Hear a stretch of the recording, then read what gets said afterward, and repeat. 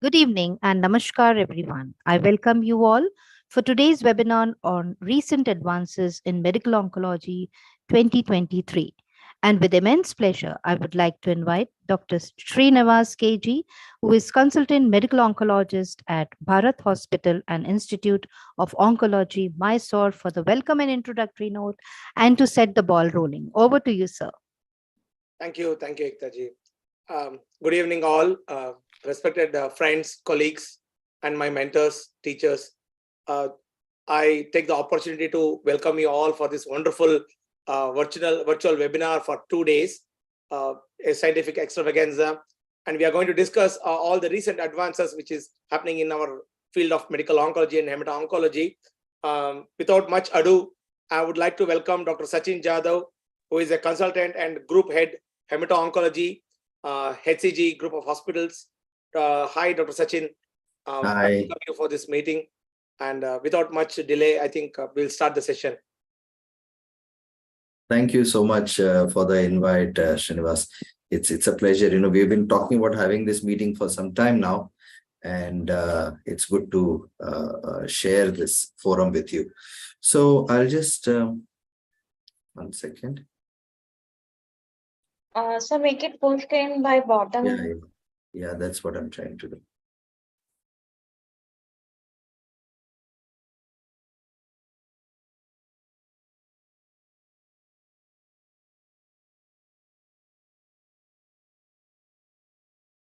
All right, can you see this?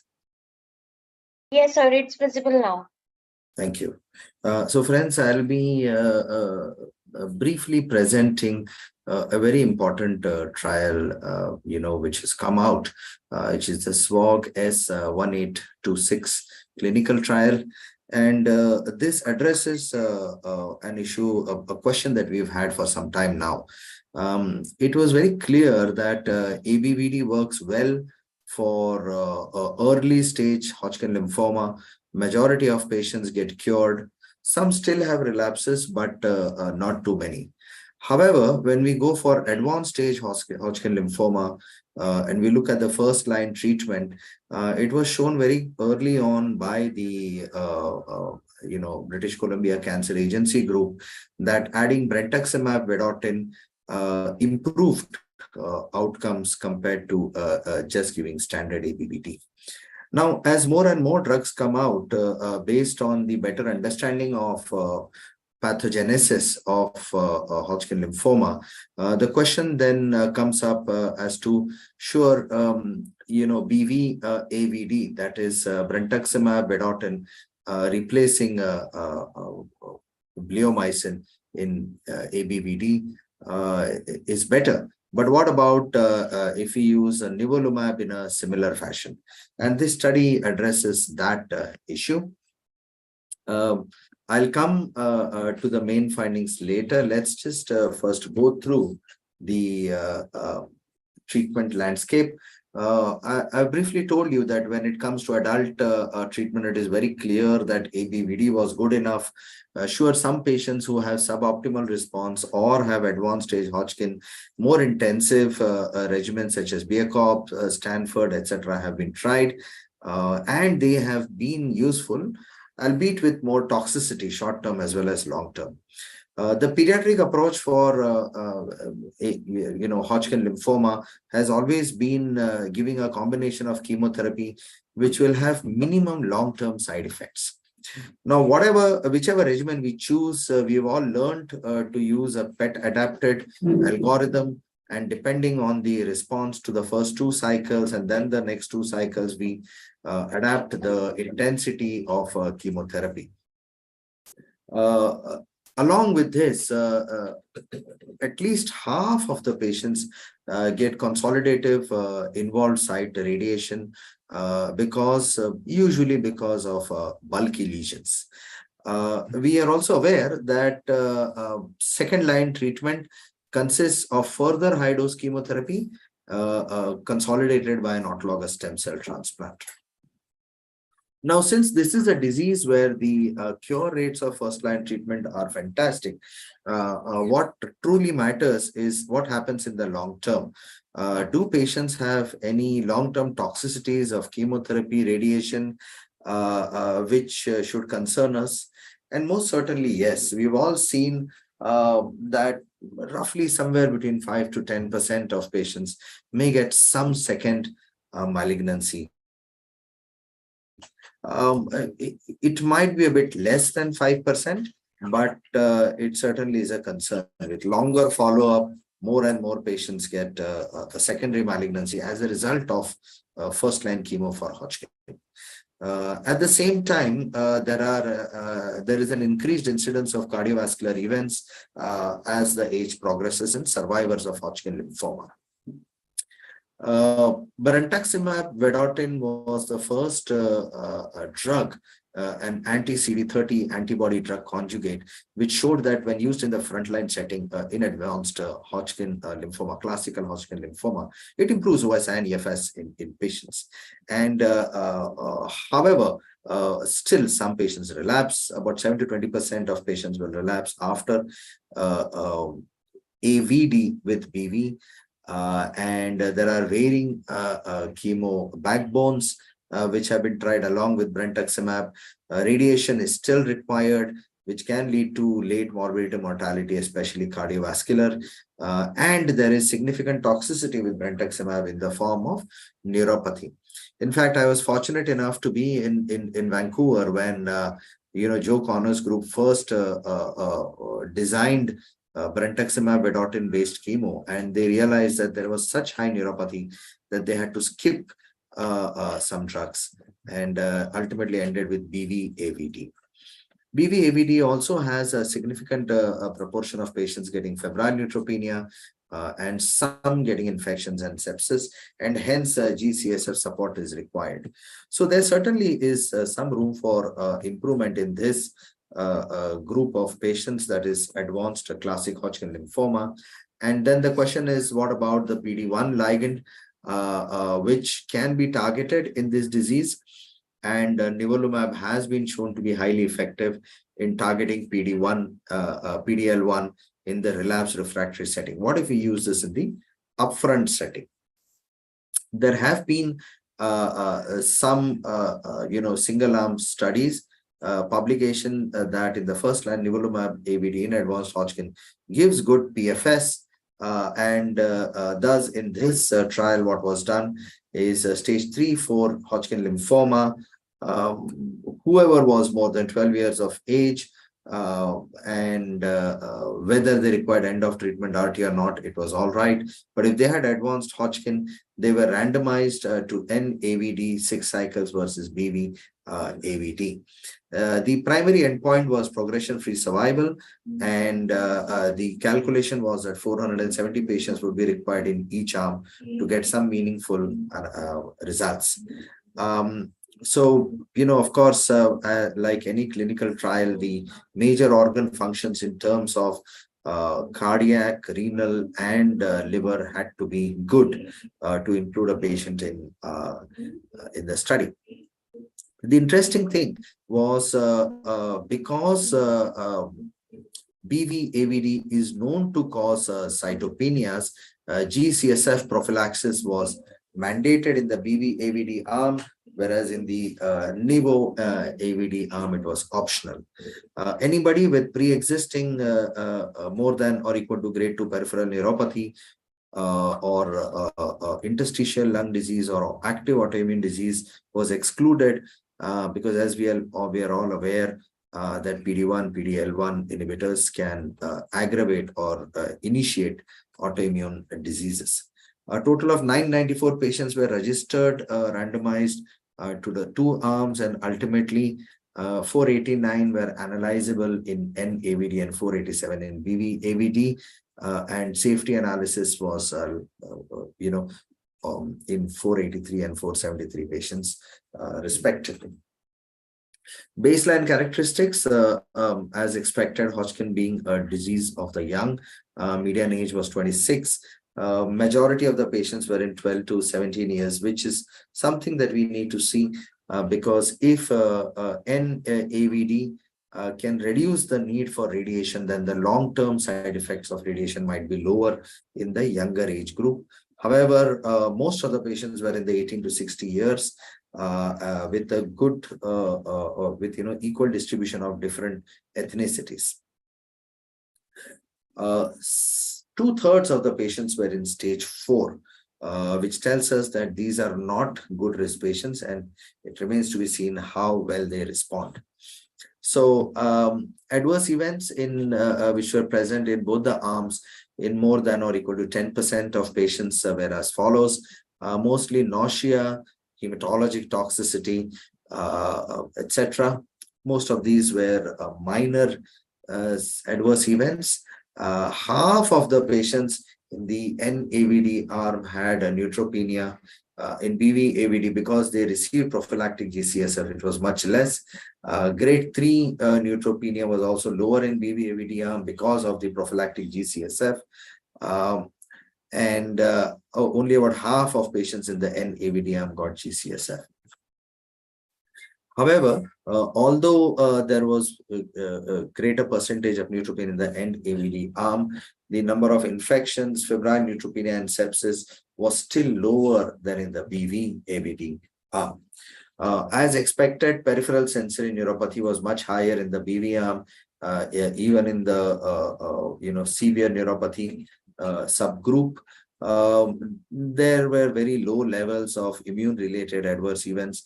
1/3 of patients in NAVD had a deranged liver function, and some developed hypothyroidism. Most of the patients continued treatment.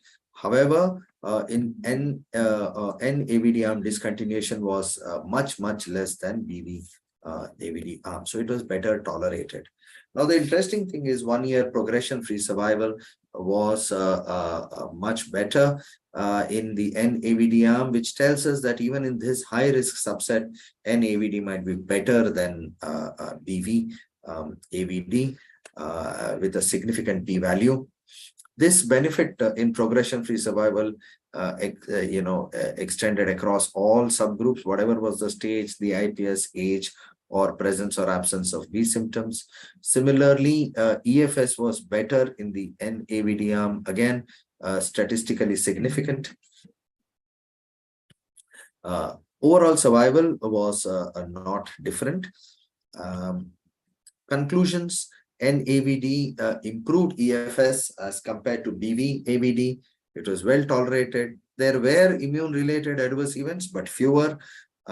Less than 1% of patients received consolidative RT, and this may reduce the late effects.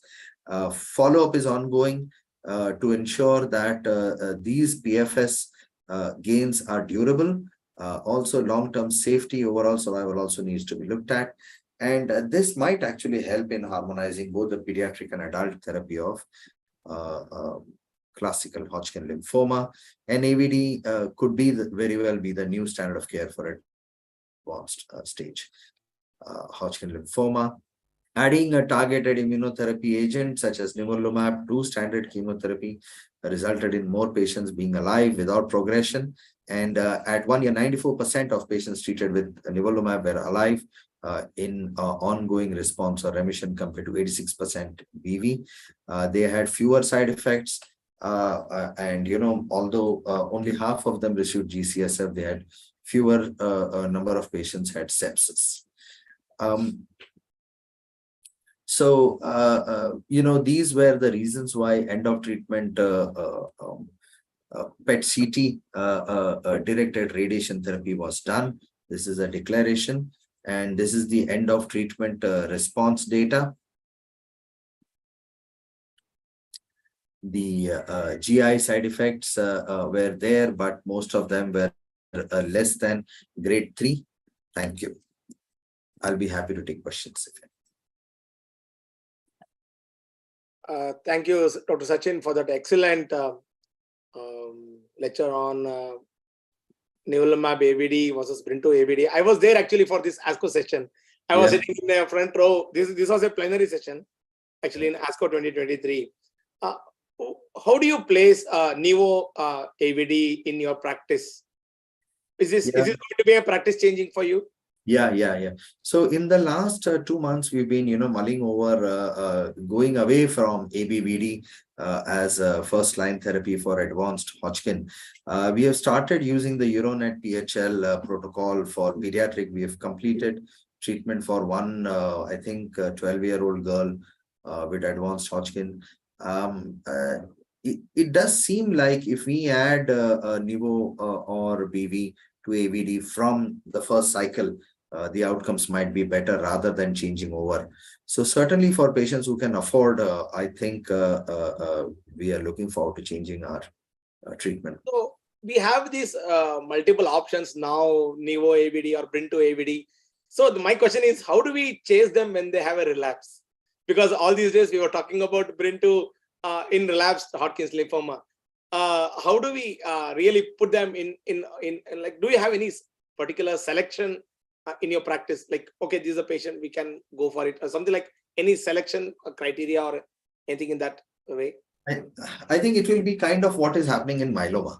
So if we have, used a particular proteasome inhibitor in a previous chemo, then we will use another one, or we will change to an IMiD-based therapy in the next cycle. I think that is what will happen. So if we've used nivolumab in first line, we'll end up using Brentux in second Later line. lines. Yeah. Absolutely. And the happy thing is we have now more and more treatment options in these curable malignancies, and patients can be offered with multiple options of multiple lines of therapy, so that we in a direction to the cure. Yeah. Thanks for that wonderful presentation. Thanks a lot. Bye. With that, we will move on to the second session. Dr. Rachan Shetty is going to present on role of brentuximab vedotin in relapsed or refractory Hodgkin's lymphoma. Dr. Rachan, are you there? There, I'm there. Hi, Dr. Rachan. Yeah, hi. Over to you. Yeah, sure.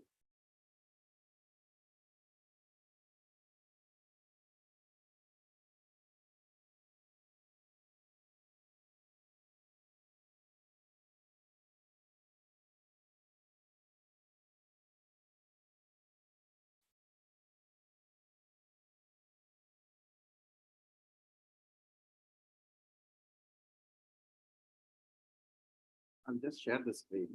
Hold on. Meanwhile, I request all the participants, if they have any questions, they can put it in chat box so that relevant people can answer it. Please, I would like to request all the participants, if they have any doubts or questions, they can raise those in chat box.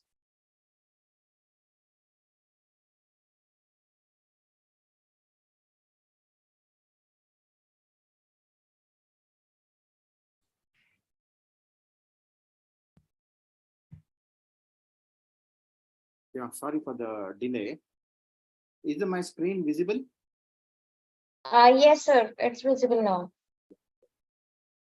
Today, my talk is about the role of adcetris in relapsed refractory Hodgkin lymphoma. So briefly about Hodgkin lymphoma disease description. As we all know, it's a disease of lymphatic system. So classical Hodgkin lymphoma and nodular lymphocytic predominant Hodgkin lymphoma. And global incidence, when you see, we see about 83,000 new cases of Hodgkin lymphoma, and which amounts to about 20,376 deaths. When we come to Indian scenario, so it is we see around 9,921 cases, and 5-year prevalence is 24,928. Deaths about 3,513 deaths. So among all hematological malignancies, Hodgkin lymphoma is the fourth most common. So Hodgkin lymphoma is histopathologically defined by CD30 positive cells, which is a important biomarker, and its CD30 is highly expressed on the surface of Reed-Sternberg cells, and CD30 has limited expression on the surface of normal cells, making it a good target for Hodgkin lymphoma therapies. And retrospective study of around 1,200 cases of German Hodgkin study group found that 98% of classical Hodgkin lymphomas are positive for CD30. So coming to incidence wise, it has a bimodal age incidence, 15 to 35 years and more than 65 years, and survival is good in earlier age, but it's not as good in elderly. age group. Briefly about staging. So we'll not go into the NAPA staging system. So what are the unmet needs in Hodgkin lymphoma? Generally, most Hodgkin lymphoma patients do well on ABVD therapy and achieve cure. But as we see, some patients we end up with a refractory disease. So earlier for refractory disease, we used to give high dose chemo, which followed by autologous stem cell transplant. Even those patients don't do that well compared to the primary sensitive patients. So at present, we have second line therapies with the bendamustine along with brentuximab vedotin or second line nivolumab or combination chemo with DAP and ICE followed by DAP or ICE followed by autologous stem cell transplant. So most patients who achieve autologous stem cell transplant in relapsed refractory setting do not achieve, that is 50% do not achieve long-term remission. So the relapse following autologous stem cell transplant failure is associated with poor survival, and particularly in patients who relapse within 1 year.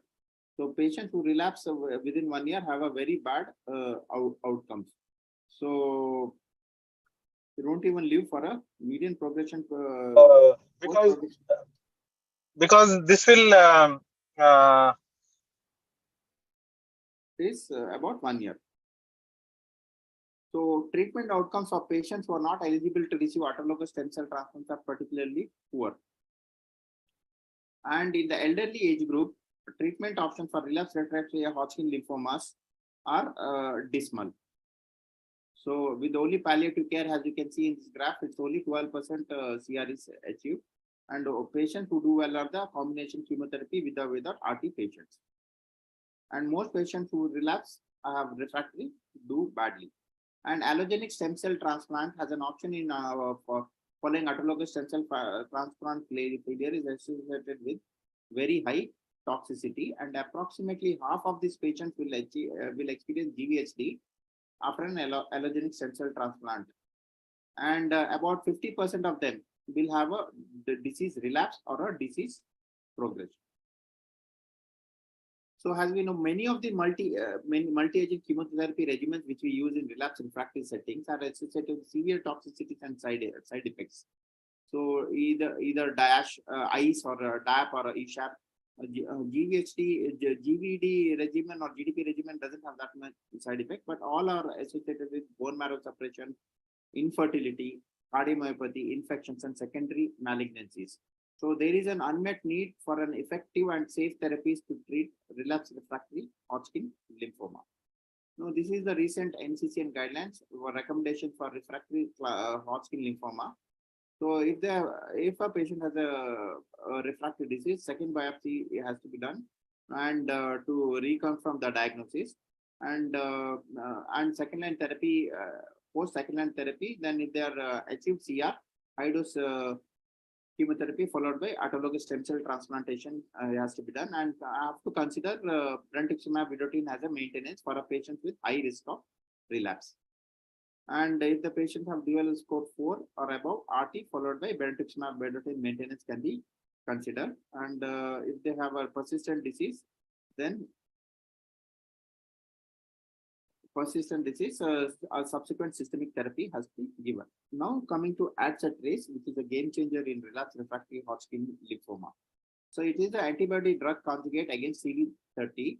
It includes a human CD30 directed antibody, which is linked using a protease cleavable linker to monomethyl auristatin, which is a microtubule disrupting agent. So brentuximab vedotin binds to CD30 on the cell surface, and within 48 hours of binding, it gets internalized. Once internalized, it gets lysed by the lysosomes, proteases in the lysosomes, and monomethyl auristatin is released following the degradation of the linker by proteases. So ADCETRACE in the Indian setting is approved for 6 indications, especially for previously untreated stage 3 or stage 4 classical Hodgkin lymphoma in combination with chemotherapy. So, and in patients with classical Hodgkin lymphoma post autologous stem cell transplant consolidation, and relapsed classical Hodgkin lymphoma who have received at least 2 prior multi-agent chemotherapies or have failed autologous stem cell transplant, or who are not autologous stem cell transplant candidates.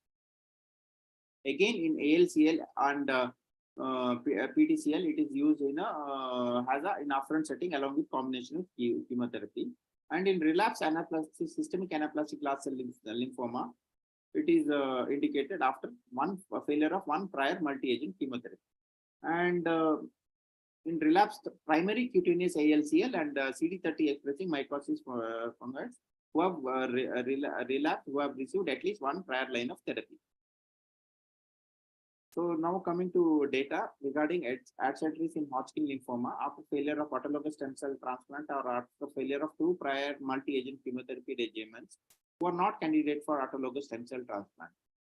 So this is a SGN 35 trial design where patient key inclusion, which is a phase 2 study, was designed to determine the overall response rate in heavily pre-treated post-autologous stem cell transplant patients with key endpoints assessed by independent review facility. So brentuximab, the key inclusion criteria was relapsed refractory Hodgkin lymphoma after autologous stem cell transplant, more than 12 years, FTG AV disease by PET, and ECOG performance status 0 to 1. And primary endpoints are overall response rates, the duration of response, CR rate, and PFS and OS. So PET CT scan was done at cycle 4 and cycle 7, and CT scans were done at cycle 2, 4, 7, 10, and 13, and 16. So in this study, the overall response rate was 75%, with 34% achieving CR with adceteris, and 94% of the patient achieved some tumor reduction, and majority of the patient achieved greater than 50% reduction in tumor burden. After 5-year follow-up, the median overall survival and PFS were 40 months and 9.3 months respectively. And 38% of the patients who achieved complete response with adceteris have remained in long-term remission after greater than 5 years. This is patients who have failed autologous stem cell transplant. So patients who achieved a CR with adceteris had an estimated 5-year overall survival rate of 64%, and patients who achieved a CR with the and a PFS rate of about 52%. Whether extending the duration of adceteris treatment resulted in persistence of benefit. In fact, the remission rates increased with the continuation of treatment. 46% achieved a CR after 4 cycles. And coming to adverse events, the most common adverse events were seen was peripheral neuropathy, and neutropenia was seen 14% and 6%, grade 3 and grade 4. So this is again another trial where efficacy was seen in upfront patients who are considered ineligible for transplant or not received a prior stem cell transplant. So in this setting, patients who have received multi-agent chemotherapy greater than first line, not suitable for stem cell transplant or multi-agent chemotherapy according to one of the following criteria: progressive disease within 90 days of CR, the primarily to say that a very resistant disease, and treatment progression on treatment, and who have received at least 2 lines of or patients who are relapsed within after 2 lines of treatment. So brentuximab vedotin was tried every 3 weeks. So median number of this assessment was similar to the earlier study, and overall response rate was assessed by independent review facility. In this study, who have not in this study, in the primary refractory setting, the overall response rate was 50%, and with 12% achieving CR with brentuximab vedotin monotherapy, and median duration of response was 4.6 months. Median PFS and OS was median PFS of 4.8 months, and OS was not reached in this study. So the most common adverse events were similar. About peripheral neuropathy was seen in 35% of the patients, and grade 3 side effects like hematological side effects like neutropenia was seen in 3% of the patients. There was one study-related death due to septic shock, which was considered treatment-related. And at last follow-up, about 57% of the patients had achieved complete remission. So in the real-world setting, what we see, in the real-world setting, effectiveness of adceteris is seen in relapsed refractory Hodgkin lymphoma, systematic review and meta-analysis of 32 studies using Medline, Embase, and Web of Science database. So, to coming to overview of the results. So, retrospective and prospective cohort studies and various geographic locations. So, the median patient characteristics, median age was 27 to 41 years. Most patients had advanced disease. Majority of the patients had received autologous stem cell transplant. Two studies focused specifically on patients who are ineligible for autologous stem cell transplant. So in this systematic review, overall response rate was ranged from 46 to 84% and CR range from 21 to 45%. So in the meta-analysis, no major clinical heterogeneity was noted. In the 12 full text publications, pooled estimates of overall response and CR by number of cycles are similar with results to sensitivity analysis. For each outcome and timing of response assessment, forest plots were obtained and no publication bias for estimates of overall response. This is similar to earlier studies. So after 4 cycles, the overall response rate was 62% with 32% CR. Continuation of treatment after more than 6 cycles, the complete response rates increased and by some percentage points, and majority of the patient, that 70% of the patients, had a response. This is the survival in this study. The median PFS was 5 to 16 months. 1 year PFS ranged from 52 to 63%. 2 year PFS of 45 to 56%, and 5 year PFS ranged from 31 to 33%. So overall survival at 1 year, 2 year, 5 year were 68, 58, and 58%. So people who lived beyond 2 years did well. And most common adverse events were neutropenia and peripheral neuropathy. And this is consistent with the earlier available report. This is the real world data in different studies. Here the overall response rate varies from 60 to 70%, and PFS and OS were PFS were 8 to 26 months. Most of the studies the PFS was 70% and overall survival was around 20 to 30 months. So in Hodgkin lymphoma patients post autologous stem cell transplant relapse refractory setting, overall response was 47% and PFS was 45 and overall survival at 2 years was 61%. So similar. Now coming to dosing guidance in upfront setting, along with chemo, brentuximab plus AVD, the regimen is 1.2 milligram per kg to maximum of 120 milligram and administered 2 weeks for up to 12 doses. And in consolidation post autologous stem cell transplant, the dosing is 1.8 milligram per kg, maximum 180 milligram. And etc. should be started within 4 to 6 weeks of post autologous stem cell transplant or upon recovery from autologous stem cell transplant. Maximum of 16 cycles were recommended. In relapsed and previously relapsed classical Hodgkin lymphoma, it is 1.8 milligram per kg every 3 weeks, and previously untreated,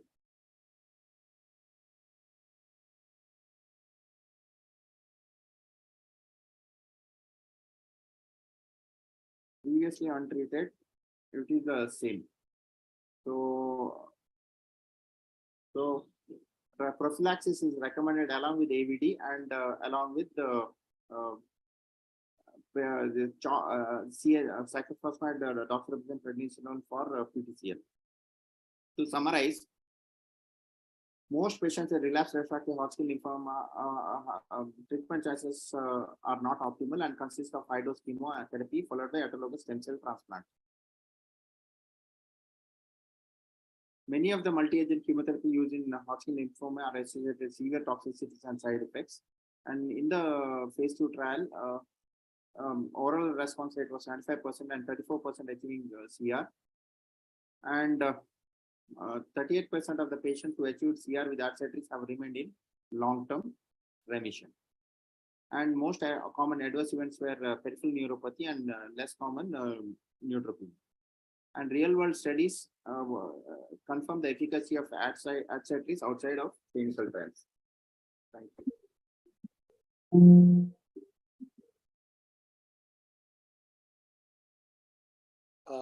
thanks, Dr. Rachan, for that wonderful presentation. If anybody has questions, please feel free to ask. Dr. Rachan, what is your practice? How you are practicing in relapsed Hodgkin's lymphoma? Have you? What's your experience? My experience with brentuximab vedotin has been very good. In fact, I had a patient with relapsed Hodgkin lymphoma who was actually ineligible for transplant and still doing well post 16 cycles of brentuximab vedotin without a relapse. The other patient was primary refractory who did well with brentuximab vedotin for some time, I think 9 cycles. Then she progressed and presently she's on immunotherapy. So brentuximab vedotin, I think we should consider instead of bleomycin in upfront setting in stage 3, stage 4 advanced Hodgkin lymphoma. It's a good drug in that setting because as these patients stage 3, stage 4, some have extra bleomycin in this setting doesn't really work that well. ABVD, advanced Hodgkin lymphoma. Yeah, even I have a similar experience. Actually, I had one 28-year-old boy who had a very early relapse, but patient was not willing for any aggressive chemotherapy, and we just gave brentuximab based therapy. Actually, patient responded very well. He achieved CR after 4 cycles of brentuximab based therapy. I think it's a wonderful drug, and we will be soon familiar knowing its toxicities or whatever they are there, and getting it more familiar by patient giving more and more patients. I think this is going to have a very big place in the field of Hodgkin's lymphoma. If there are no further questions, I think we will end this session. Thanks, Rachan, for that wonderful presentation. We'll move on to the next topic, a case-based panel discussion. None other than my very, very good friend, Dr. Vishwanath, who is a senior consultant, medical oncologist at Apollo Hospital, Bangalore. Dr. Vishwanath, are you there? Yeah, Dr. Srinivas, I'm there. Dr. Vishwanath, we were studying together, did a DM program in Kidwa Institute of Oncology, and now he's a senior consultant at Apollo. Over to you, Vishwanath, and I would like to welcome all the panelists. I think Dr. Vishwanath will introduce the panelists and take it further. Thanks a lot. Yeah. Thank you, Dr. Srinivas, for that wonderful introduction, and really would like to commend you for this great webinars series. And I also like to thank Takeda for this opportunity. So the topic given to me for today is case-based panel discussion in Hodgkin's lymphoma. And we have an elite set of panelists. We have Dr. Rachan Shetty, who gave a talk on AdCitris. We have Dr. Mangesh Kamath, who is the senior consultant at Fortis Hospital, as well as the Helios Cancer Center. Dr. Smita Saldana, who is associate professor of Kidwa Institute of Oncology, the Department of Medical Oncology, and Dr. Ravi Tippeswamy, senior consultant medical oncologist at Sparsh Hospital in Bangalore. So welcome all panelists, and let me share my screen.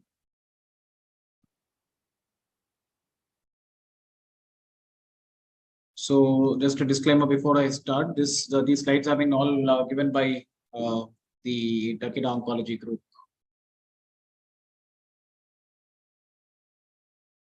Okay.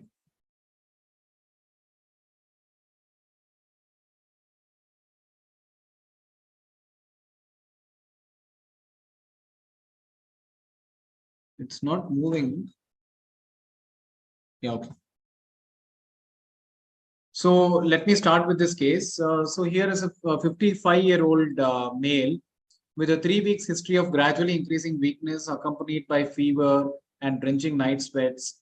And he went to the ER following a fall, and he's also a smoker. So on examination, there was a large left axillary mass, and the medical history was predominant for a discoid lupus and a Sjogren's syndrome 3 years ago, with a few antibodies being positive, and the patient was on hydroxychloroquine for the same. The blood workup revealed a hemoglobin of 8.2, white count of 2.8, a platelet of 92,000, and low neutrophils were a little low. and the light chains 0.47 milligram per liter, and albumin was 3.3, and CRP was elevated, and ESR was quite elevated. And the patient, the PET CT showed, as you can see here, large axillary mass and a lot of lymph nodes in the mediastinum as well, and a lot of lymph nodes in the infradiaphragmatic region, and also disease in the bones as well as the lungs and the liver. So the patient's ejection fraction was 65%, and the lung function test, this is the total lung capacity and the other values which are mentioned here. So my first question is to Dr. Smita Saldana. So how would you manage this patient in 2023? What would you do? So considering the biopsies also is suggestive of a CD30 positive classical Hodgkin lymphoma. Yeah. So this is a elderly gentleman, right? The age was above 60 years, right? 56. And I think from the lung function test, it's a stage 4 Hodgkin's lymphoma. And from the lung function test, looks like it is his lung function is not very optimal. There is definitely the TLCO is low, and the FE1, FEC is also slightly on the lower side. So ideally, for such a patient with a huge disease burden, we consider usually ABVD, or you can replace bleomycin with brentuximab vedotin. So definitely giving bleomycin here, the chances of having lung toxicity is going to be higher. And if you was an ex-smoker with already a reserved decreased liver lung function, preferable to use brentuximab vedotin. Okay. And the ideal treatment would be 6 cycles of ABVD or 6 cycles of brentuximab BV plus AVD. Perfect. Fair enough, Dr. Smita. So, Dr. Rachan, you just gave a talk on ADCETRIS. So, would you definitely consider brentuximab in this particular situation in combination with AVD, like what Dr. Smita mentioned? Dr. Rachan? Yeah. So, would you consider ADCETRIS in this patient? Yes, definitely. This elderly gentleman with autoimmune disease at high risk of and with this kind of lung function, I would consider AVD plus brentuximab as per Echelon 1. So, Dr. Mangesh, any different thoughts? No, very much the same thoughts, except that the smoking status does not matter to me. It doesn't really have a great correlation with toxicity, but yeah, because of the lung function test being abnormal, I would probably look at introducing brentuximab. However, at the same time, even if we were to probably introduce bleomycin in this setting, because the patient may not be able to take, even then it's not wrong. We just have to monitor the lung function test, because maybe probably get our best responses for the first 2 and then probably withdraw bleomycin. This is what I would probably do. Yeah, fair enough, Dr. Mangesh. So let me ask this question to Dr. Ravi Tippeswamy, little different. So with the ASCO 2023 data of the SWOG 1816 data of Nivo plus Nivolumab plus AVD in comparison with brentuximab plus AVD, there was a 1-year progression-free survival benefit of 92% versus 86%. With the 6%, I know it's very early days, but would you? And I know it's this particular thing is sponsored by ADCETRIS, but for academic discussion, would you consider Nivo plus AVD ahead of brentuximab plus AVD in this particular patient?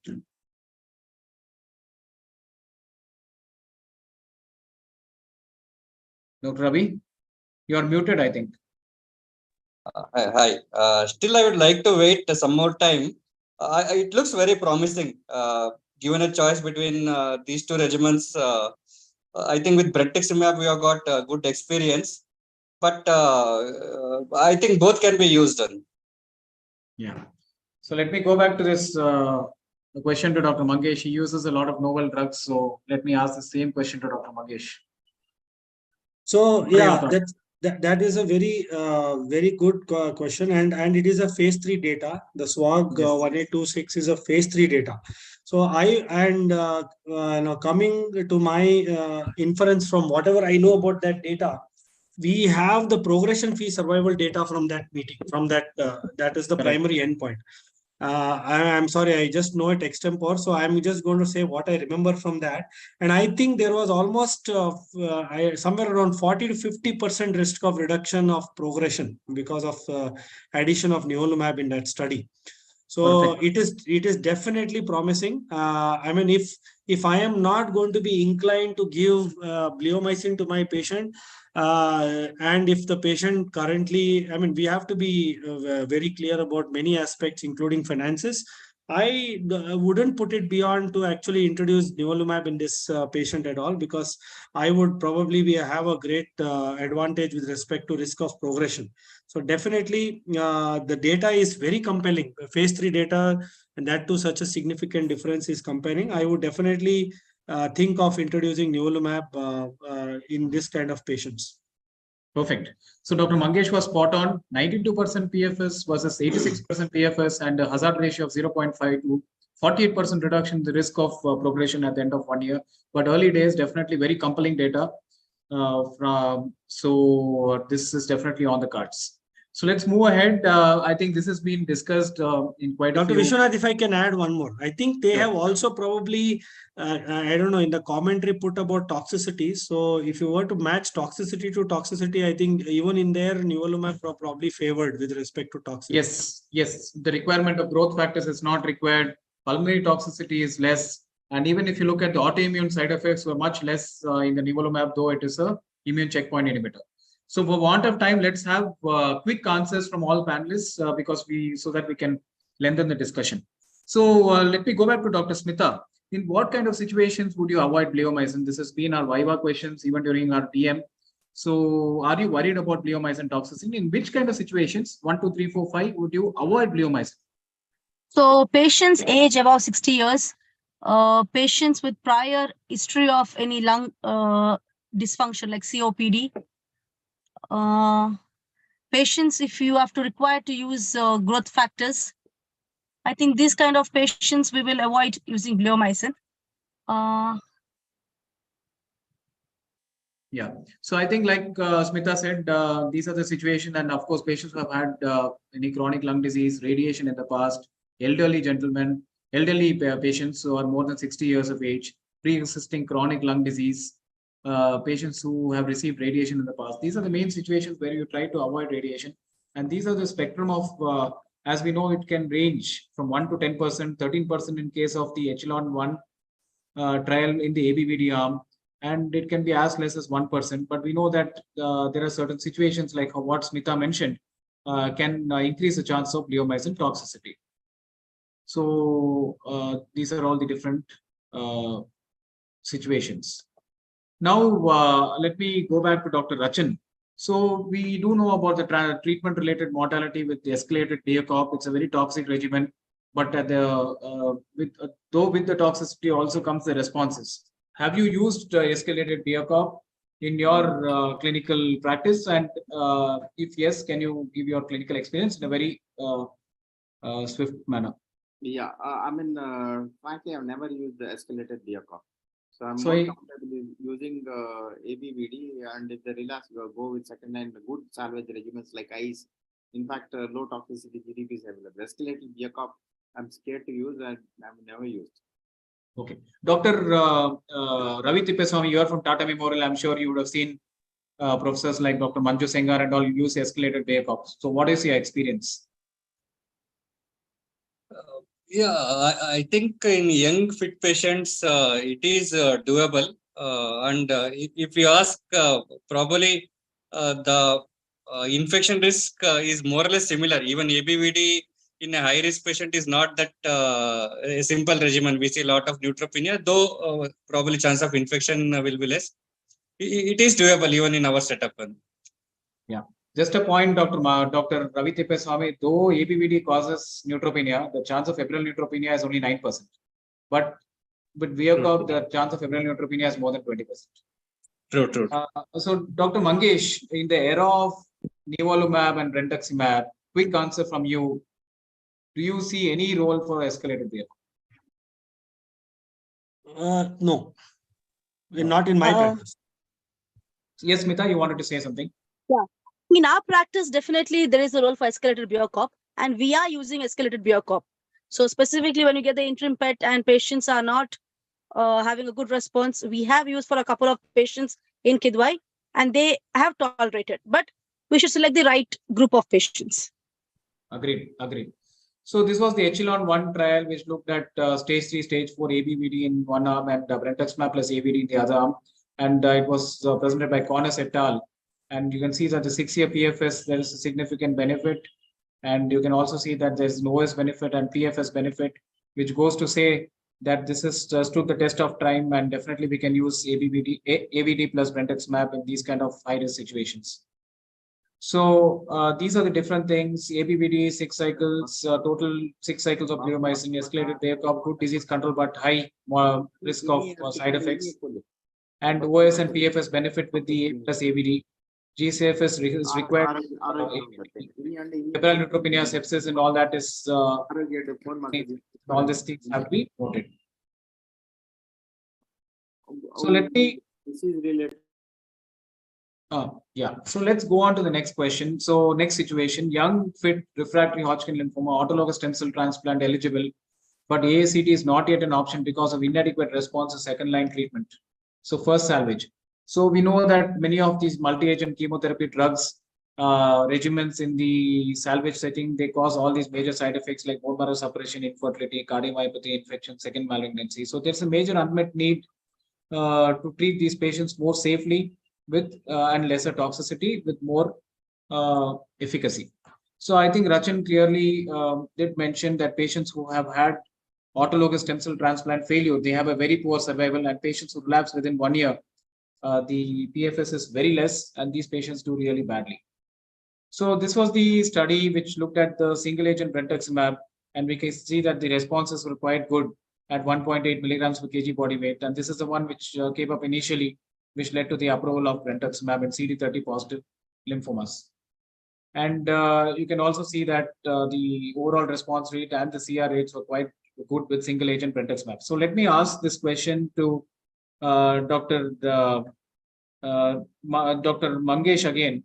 So what is your clinical experience with using single agent brentuximab in relapsed lymphomas in patients, especially who are not autologous stem cell transplant eligible? Number one situation, and number two situation, sequentially or concurrently with salvage chemotherapy prior to autologous stem cell transplant as a bridge to treatment to a transplant. Okay, thank you. So I will answer the second scenario first, because then it becomes easier. So if I have a patient who is eligible to undergo autologous bone marrow transplant, I would definitely still fall back on my experience chemotherapy with ICE regimen. There are people who give DAP or even for that matter GDP and still get a good response and then proceed for autologous transplant. We also have an option that we can go for brentuximab and bendamustine, which is also a valid option. Even single agent brentuximab can also be a valid option for those patients whom we want to get to some sort of an adequate response before we proceed for autologous bone marrow transplant. Now, this is, and I have recently used brentuximab for one patient before I transplanted the patient, and I found that the patient initially took I think 2 doses of brentuximab, and unfortunately for the patient did not show a significant improvement. I said I have more experience with the ICE salvage, and with ICE salvage, patient responded brilliantly, and then I transplanted her. Now, when it comes to the transplant ineligible patient, it's a no-brainer because you have to use some salvage therapy. The salvage therapy ideally would not be chemotherapy. So my options in these patients would be brentuximab or pembrolizumab, or for that matter, brentuximab plus nivolumab or brentuximab plus bendamustine in those patients who can afford either of each of these regimens. So it would be very useful for me to definitely use any of these regimens, because at that time I'm looking for durability of response, and these drugs give me that option. There is also some data to give ICE chemotherapy for those who are primary refractive refractory and with a lot of disease burden and a lot of symptoms, to go ahead and give 2 or 3 cycles of salvage. Of course, the dose has to be reduced, and after you get a good response, maintain those patients with the brentuximab or nivolumab or pembrolizumab. Yeah, thank you, Dr. Mangesh. It was wonderful, very comprehensively answered. Just another point that brentuximab plus nivolumab can also be used as a bridge to stem cell transplantation. Fantastic overall response rates and CR rates. And the 3-year PFS is also very impressive. So that is a regimen which we should consider. Brentuximab plus nivolumab should also be considered in this kind of situation. So I think this is the overall data, I think, which has been shown by Rachan, that single agent brentuximab also, there are very good responses. Now moving on, we just have around 5 to 7 minutes more. Let's quickly wrap up. Elderly relapsed Hodgkin lymphoma, autologous stem cell transplant ineligible, that relapses after 2 prior treatments. So we have again data for using we know that these patients don't do that well, but if by using single agent brentuximab, there is good responses. And this was the trial design to basically show that the overall response rates were good with BV monotherapy. Now, and we also know that it was a safe regimen. Now, if the patient has relapsed after 12 months with extranodal involvement, Hodgkin lymphoma patient, independent of PET status before autologous stem cell transplant. So we know that consolidative radiotherapy has been used, but widespread use has been limited due to patient selection and toxicity concerns. So let me ask, so Smita has been doing a lot of transplants. So let me ask you, Dr. Smita, patient is post-auto. What is your idea of doing allo in a Hodgkin lymphoma patient? I think this group of patients, definitely you should identify the right group of patients. And here, there is definitely more role for using brentuximab vedotin and also immunotherapy. In such patients, once you use this regimen, you get a response. And then if they have a matched sibling, take up for transplant. As of now, we are doing only the matched sibling. We have not started haplo.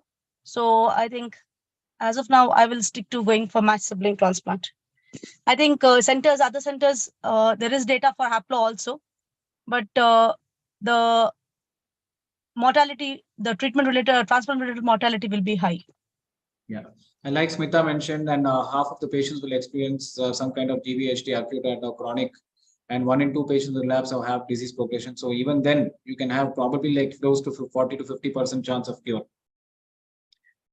So again, these are all the different risk factors, disease at stage of diagnosis, primary refractory, like Rachan mentioned, extranodal disease, and the PET-CT before autologous stem cell transplant, whether the patient is in CR, is there any residual disease, bulky disease, anemia pre-transplant, and how many regimens patient has reserved, general performance status, and the Hessen-Clever index, which the IPSS score.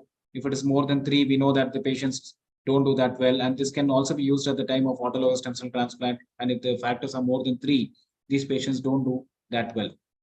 So here comes the ATHIRA trial. So patients who were more than 18 years of age, classical Hodgkin, primary refractory disease, or who lapsed within 1 year of frontline therapy, or who had extranodal involvement, and these patients underwent salvage chemotherapy, then autologous stem cell transplant.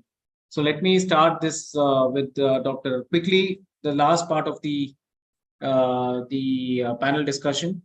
Let me start quickly with 1 or 2 line answer from Dr. Rachan Shetty. What is have you put your patients, any of your patients on Adcetris monotherapy after transplant as consolidative approach based on the ATHIRA trial?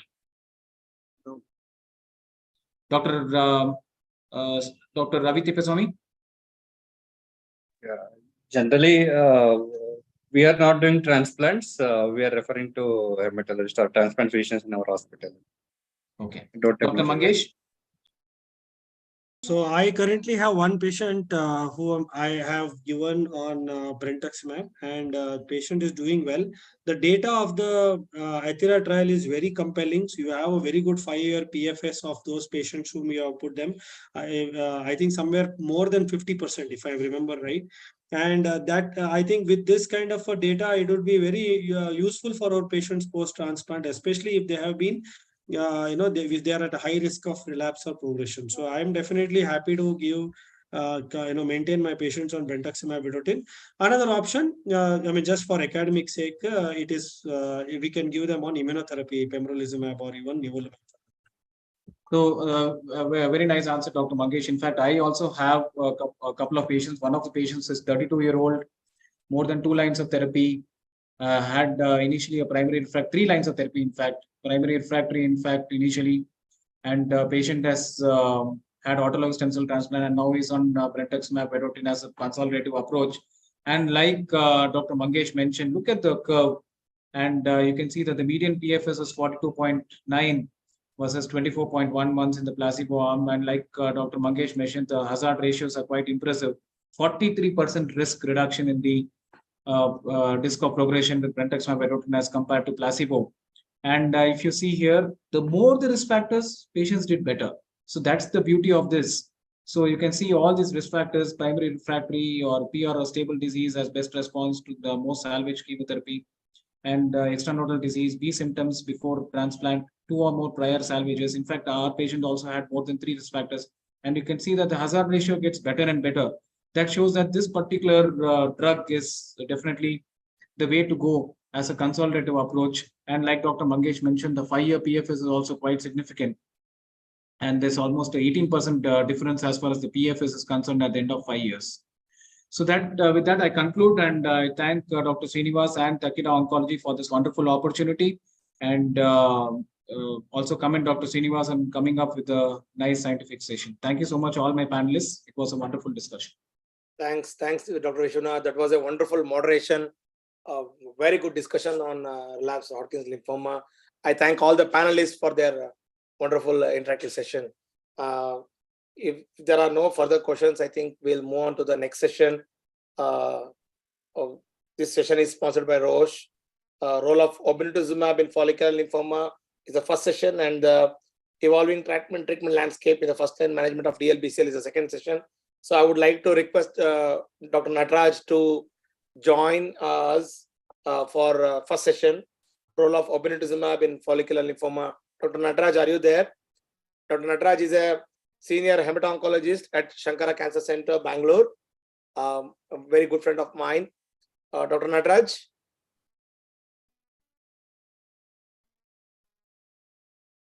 Yashika? Support team? Sir, he is there. I think he has suffering from network issue. Okay.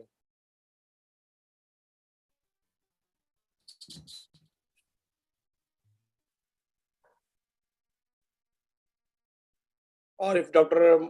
Mallikarjun is ready, then I think we can request Dr. Mallikarjun.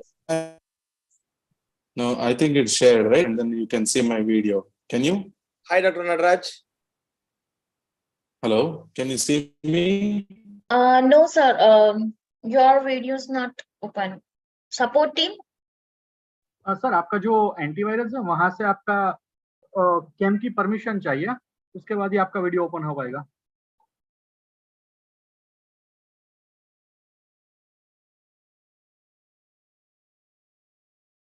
I think he is left. Sir, wait for 1 minute. Yeah, sure.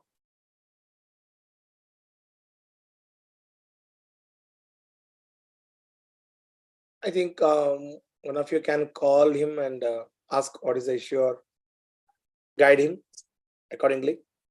Hi, Nataraj. You are unmute. Yeah. Now can you see me?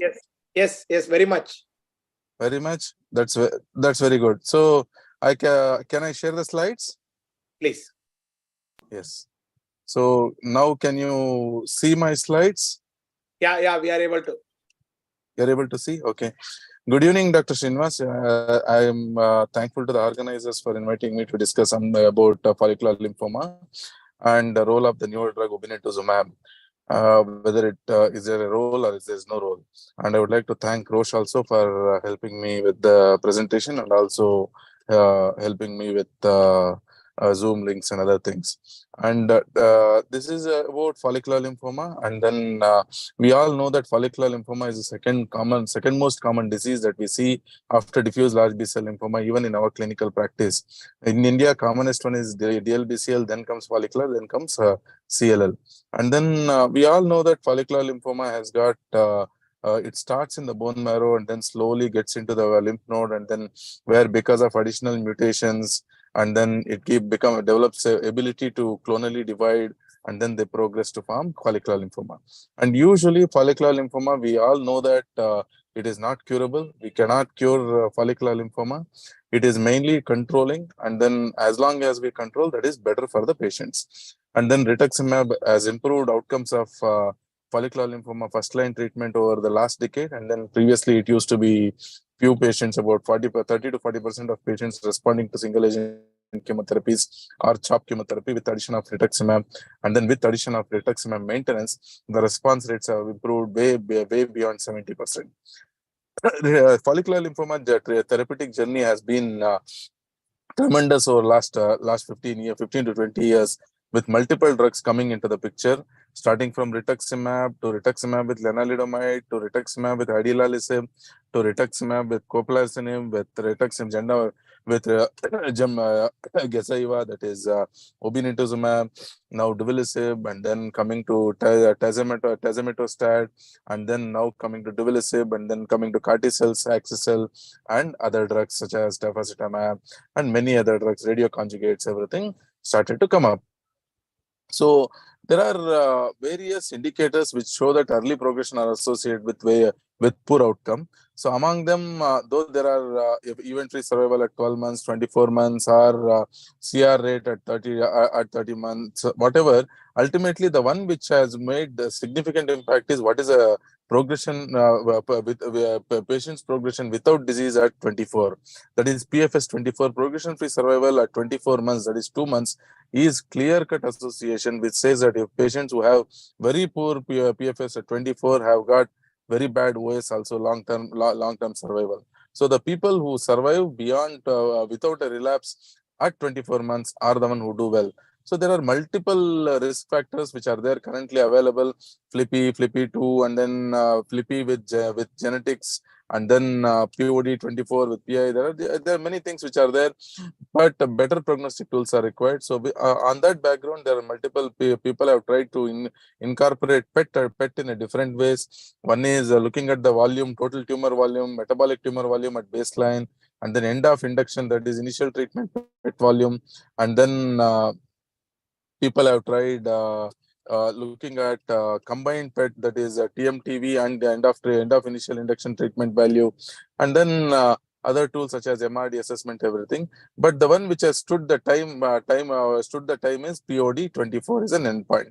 So, and it's a very powerful indicator. So 20% of patients with follicular lymphoma experience POD within 20 years. And then POD24 evaluation occurs too late to influence first-line therapy choice. So we will never know who are the people who are going to do well at POD24, that is at 24 months. So we don't know who was the person whom we have to choose more stronger therapies. So right now it is mainly the retrospectively we know these fellows will do well, these fellows will not do well. So initial treatment, I think we all know that when it is localized stage 1, stage 2, we give low involved field radiotherapy 24 to 30 gray as a curative intent. And then in advanced stages, we look at JELF criteria or BNLI criteria, and then see if there's an indication, then only we treat. Or sometimes even the low volume disease, sometimes we treat with a single agent rituximab. And then in patients who have got high volume disease, we give with chemotherapy with immunotherapy, one of the immunotherapies such as rituximab or obinutuzumab. So currently available NCCN recommendation is first line therapy is either BR or BG or CHOP with R or obinutuzumab or RCVP or GCVP or G lenalidomide, and maintenance usually with rituximab or obinutuzumab, usually every 8 to 12 weeks for 12 doses. And in patients who are elderly or with low tumor burden, then we usually end up giving we end up giving just rituximab single agent, or we give rituximab with lenalidomide or some other drugs. So usually second line treatment options are limited. Either we give bendamustine or CHOP or CVP. And usually in younger fit patients, we push them to salvage chemotherapy such as RDAP or RICE. And then we add sometimes if there is an opportunity, CAR T cell therapy trial or PI3K inhibitors. These are the things which are tried. So whether giving initially treatment directly with treatment or watchful waiting, has it made any difference? Just to see, this is a trial in which patient with asymptomatic stage 2, 3, 4 with low tumor burden, people were included in rituximab with maintenance or without maintenance or watchful expectancy. You see OS, there is no difference. Progression-free survival, there is a good difference because people who received rituximab had better progression-free survival. So in low volume disease, there is definitely good data to give rituximab single agent as for weekly 4 doses. And then there is also a good data to see that whether maintenance helps or not. In this trial, it's also a randomized phase 3 trial where it was shown that time to next first cytotoxic therapy, that is either requiring BR or RCHOP or whatever, the next cytotoxic therapy was quite late when they received maintenance. So giving maintenance in a low tumor burden disease patient will have benefit for long term. Means basically it abbreviates the need for second line treatment at an early stage, so that patients will have a better quality of life. So in this study, whether bendamustine rituximab works as good as RCHOP, this is a study in which it was basically it was a non-inferiority trial. So there was no overall difference, overall survival difference between the arms with whether we use BR or RCHOP. Mainly, this trial included patients with advanced disease, and then BR and RCHOP did equally between with respect to overall survival or the responses, but toxicity was quite less with BR. In fact, if we see BR patients don't even lose hairs, and then they go back to work on the very next day after receiving BR, and RCHOP is definitely comes with more stronger side effects, and then they will need febrile neutropenias, and they need some admissions or they need some prophylaxis some of the times. And this is another study where bendamustine or CHOP was compared with bendamustine or CVP, and in all the things, it was shown that patients with indolent NHL, that is including follicular lymphoma, overall survival was same whether we use whatever is the drug, but the side effects were quite less when we use bendamustine. So we know that bendamustine rituximab is the best drug to give in first line, and it is well tolerated among even the elderly population. And then giving maintenance, did it make any major difference? Is a trial which has basically given us the data on maintenance. So this is a primer trial. It's a 10-year follow-up trial. Even a 10-year follow-up, you see that our maintenance did maintain progression-free survival benefit. With you can see the difference between the curves are quite wide, and then it still remains even at 10 years. The overall survival doesn't differ whether somebody gets an on maintenance or no maintenance. So this is another study in which lenalidomide was given with rituximab for follicular lymphoma patients, followed by rituximab maintenance for in responders. It was seen that the overall response rate and then progression-free survival rates were similar among the arms, whether we give RCHOP or bendamustine or RCVP or bendamustine or lenalidomide rituximab. So R2 also helps. Probably this may be a good choice in elderly population. And then the treatment-related adverse events were quite similar among both the groups. And then one patient per arm died in both the arms due to study drug. Otherwise, majority of the times the drug is very well tolerated, except that incidence of rash is much more in patients with lenalidomide. Otherwise, majority of the times it's tolerated well. So Gazyva is an anti-CD20 monoclonal antibody, which is currently quite easily available. And then this has shown to produce a very good antibody dependent cell-mediated cytotoxicity, and then direct cell death. Both are quite aggressive with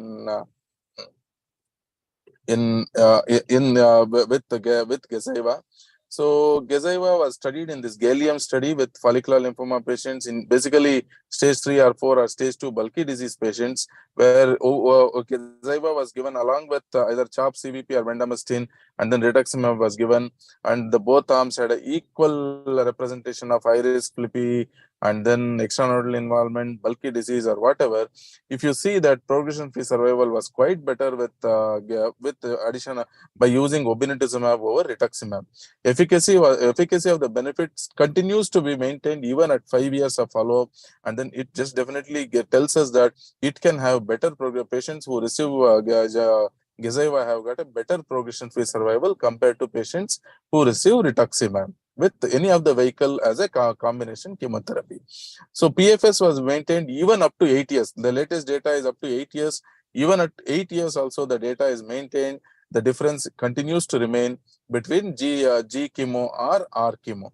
And it works very well for the patients who are at intermediate and high risk compared to patients who are at low risk.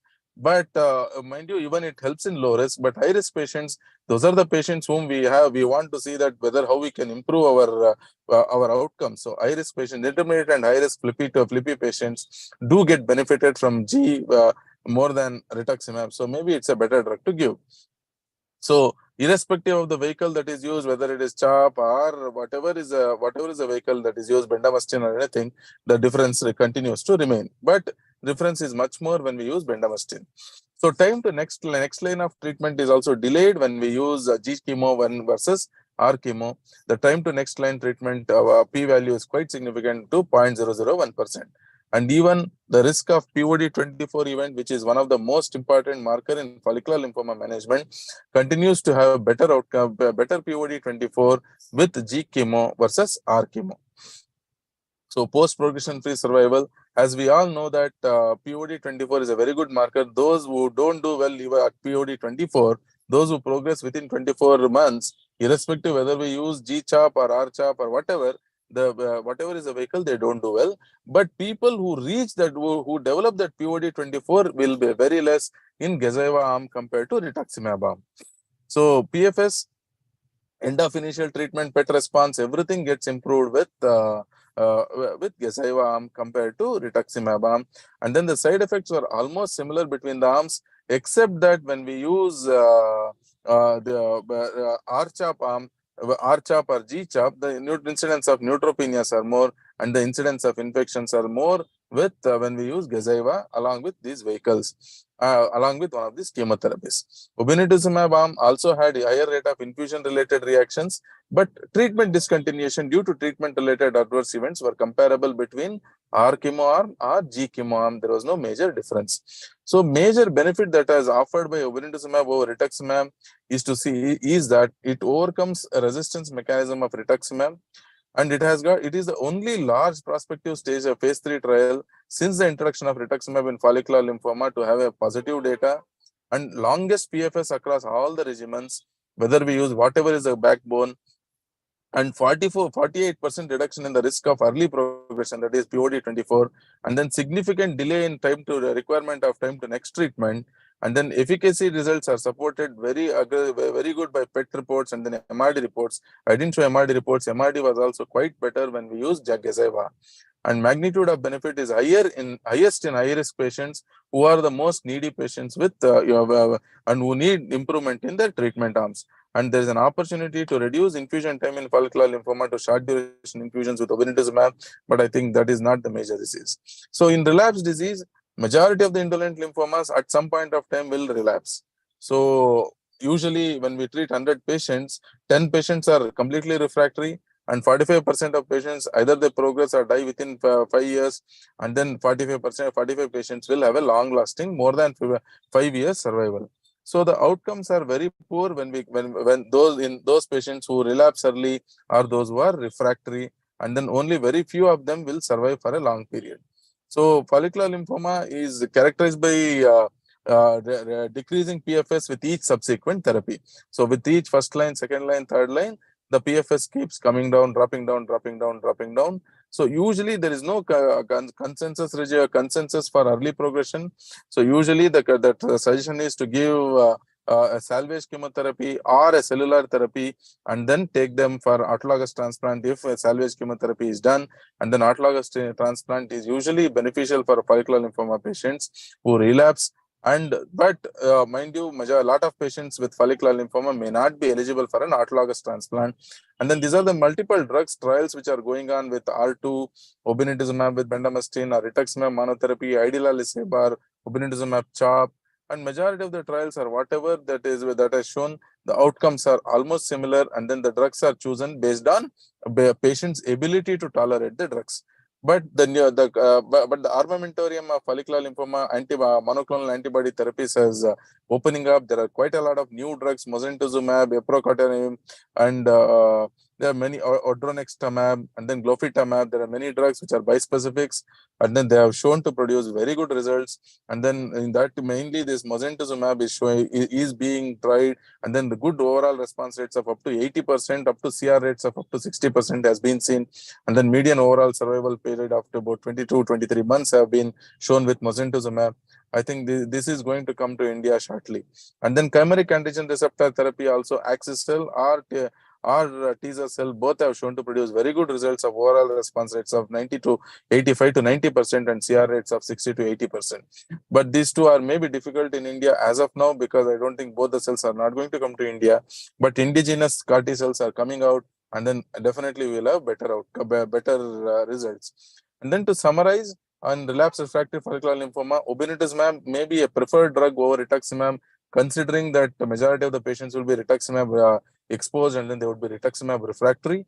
There are multiple options are there: lenalidomide or with rituximab, lenalidomide with obinutuzumab, or bendamustine obinutuzumab, or idelalisib, or CAR T cell therapy or bispecific antigen therapies are showing very good promising outcomes. And then best management approach for high risk follicular lymphoma with a very early POD is very unclear. Whether do we do some sort of a salvage followed by an allograft or autograft, the outcomes are still, the data is not very clear. And then it is critical to rule out at each point of time, whenever there is a relapse, is whether if there is a transformation or not. So with this, to continue to move forward, outcomes of follicular lymphoma have improved very significantly, with most of the patients doing very well with conventional chemotherapies. And then there are multiple options right now available, and definitely the armamentarium will get widened with the help with the availability of bispecific antibodies, and then CAR T cell therapy, and then availability of autologous transplant to majority of the patients. With this, I would like to conclude my talk. Thank you so much, Dr. Srinivas, for organizing a wonderful program. And then I would like to thank all the industry who have been helping us to share our knowledge. Thank you so much. Thanks, Dr. Nataraj. That was a wonderful presentation. It's so fascinating to see a lot of novel therapies are available now for follicular lymphoma. A lot of newer drugs in the pipeline. It will be easy for a consultant to give a number of options or relapse from the conventional first-line therapy. Thanks for that excellent presentation. If there are no questions, then we'll move on to the next session. Evolving treatment landscape in the first-line management of DLBCL by Dr. Mallikarjun Kalashetty, who is a consultant hemato-oncologist at Manipal Hospital, Bangalore. Dr. Mallikarjun, sir. Hi. Good evening, Dr. Srinivas. Can you see my screen? Can you hear me? Yes, sir. Yes, sir. Very much, sir. Yeah. How are you? I'm good, good sir. evening to Thank you so and much for all joining the viewers. And I think wonderful talk from Nataraj and everybody else. I was keenly observing. So can I start now, Dr. Srinivas? Yeah. Please, sir. Okay. So over the next 15-20 minutes, we'll go through what all of you already know, I presume. So evolving paradigm in treatment of yeah. Yeah, please.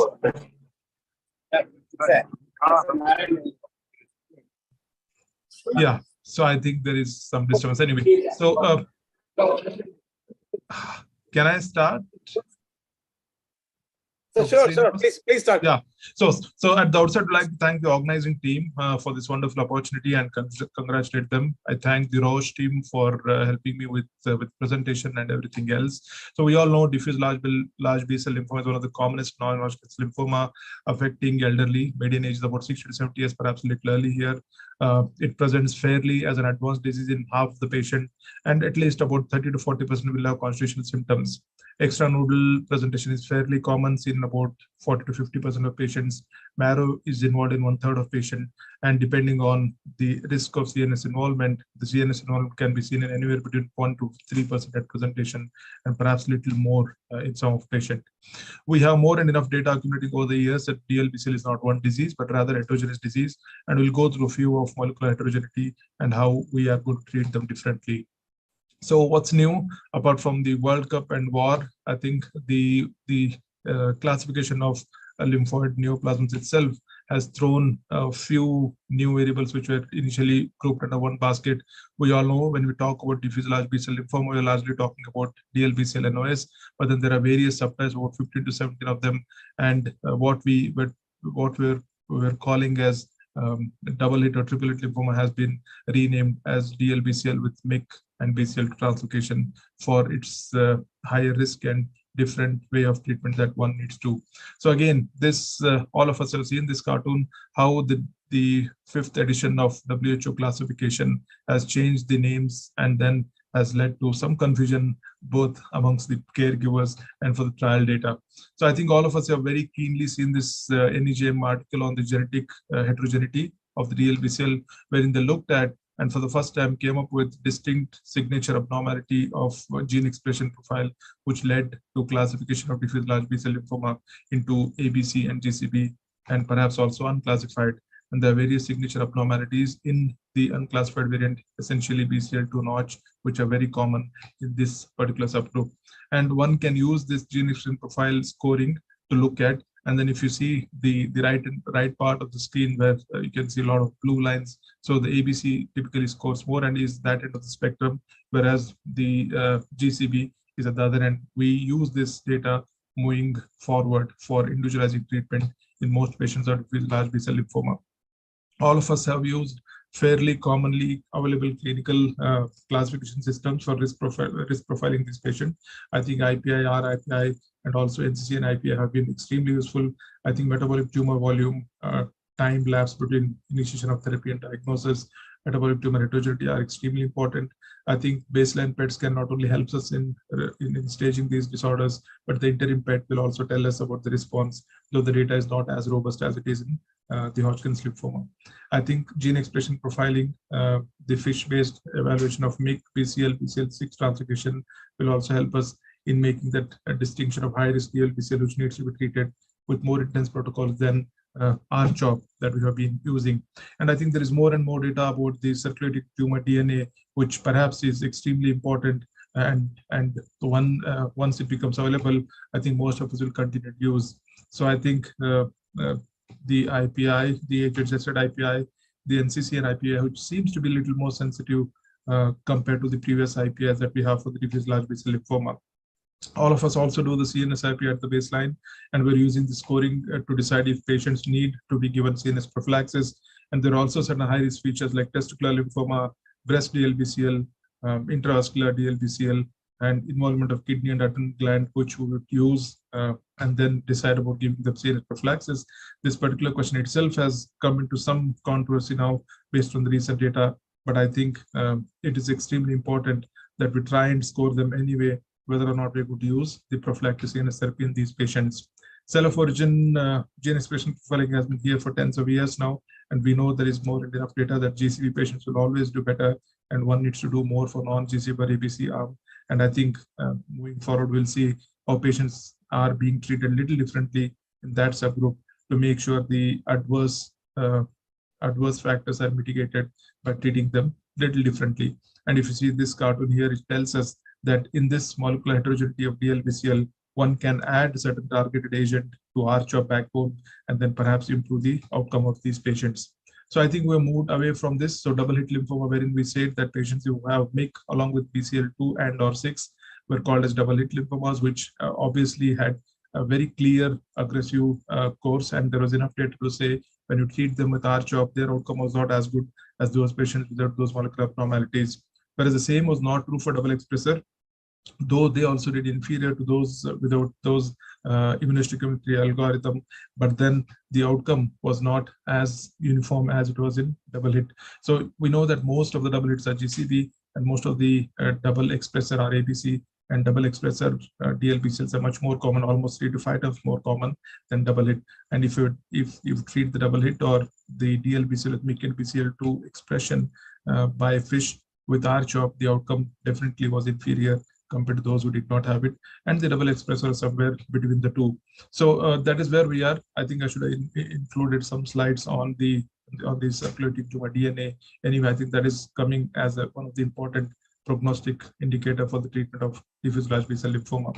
The story thus far is that we always treat them with CHOP, but then with the advent of R-CHOP, the outcome improved, and that remained the standard of care for almost 20 to 30 years. And this was the trial which showed the superiority of R-CHOP or CHOP, and that is how R-CHOP was extremely commonly used. It was easy to administer. Most treatment was done as an outpatient, fairly well tolerated, at least in young and fit. And we also had various types of R-CHOP in elderly patients and those with cardiac abnormalities. There is some data of lung maintenance, but though not widespread used. So though R-CHOP cures about 60% of patients, we know 30 to 40% patients either have a refractory disease or will have disease coming back soon. And those are patients likely to have high IPI, likely to be elderly, likely to have ABC or non-GCP phenotype, and likely to be double expressor in some of those. So that is the unmet need. And patients and the caregivers have been trying various things to improve the R-CHOP. And one has now looked at the molecular heterogeneity of DLBCL, and based on that, people are trying to target various intercellular pathway mechanisms to see if that improves. And if you see, people have done everything from adding lenalidomide by increasing the dose of R-CHOP, by dose densifying the R-CHOP itself, by doing it every 2 weeks, adding a calbutinib, ibrutinib. So I think most of the trials which have compared these intensifying protocols or adding another agent to the R-CHOP have not shown any superiority. And the first trial in several years really to have showed some benefit is the usage of polotusumab with CHP compared to R-CHOP. We all know POLA is an antibody drug conjugate, and when internalized by the tumor cell, leads to cell apoptosis by disrupting the DNA of the tumor cells. So this was a very well planned randomized trial wherein patients were given POLA with R-CHP or POLA with R-CHOP, and then they also received 2 more extra doses of rituximab in the end. And if you look at the patient characteristics in both the arms, trial arms, it was fairly well balanced between the two. And if you look at the primary endpoint, which is progression-free survival, POLA R-CHP demonstrated a 27% reduction in the relative risk of disease progression, relapse, or death compared to R-CHOP. And the 24-month PFS was also significantly better in POLA R-CHP. So this was one of the first trials which actually showed superiority, at least in PFS, compared to R-CHOP in several years. So PFS benefit with POLA R-CHOP was maintained even with longer follow-up as has been shown now. So at 24 months, the difference was about 6.2% in terms of event-free survival. And if you look at overall survival, though the curves are not separating as much now, but at least in some high-risk subgroup, and I think for a period of time, there is a chance that the curves may actually separate. So if you look at the patients who needed the next therapy, it was much less in POLA R-CHP compared to R-CHOP. And if you see the frequency of toxic adverse event, that wasn't much different between POLA R-CHP versus R-CHOP. So there are certain subgroups like elderly patients with high IPI, patients who had ABC subtype, and patients who had double expressor DLBCL. They benefited more than the other subset of patients receiving POLA R-CHP. So there is a case in point that at least in this high-risk group of diffuse large B-cell lymphoma, perhaps the benefit might be more than the other heterogeneous group of patients. So the PFS and OS benefit is certainly seen in certain subset of patients, more so here in the Asian subgroup that we can see. And I think over a period of time, it will be seen even globally between the POLA R-CHP versus R-CHOP. So just to summarize, POLARIX did meet its primary endpoint and was statistically significant and led to clinically meaningful improvement in PFS in patients who previously not treated had high IPI score. And updated both PFS and OS results are consistent with the primary analysis and showed that PFS benefit was sustained through the longer follow-up of up to 40 months. And there are no new safety signals in the POLA R-CHP compared to R-CHOP. So this is one of the landmark trial which may actually change the treatment of patients with newly diagnosed diffuse large B-cell lymphoma, at least in that high-risk subgroup of patients. There are various other things that people are trying to improve the outcome in diffuse large B-cell lymphoma.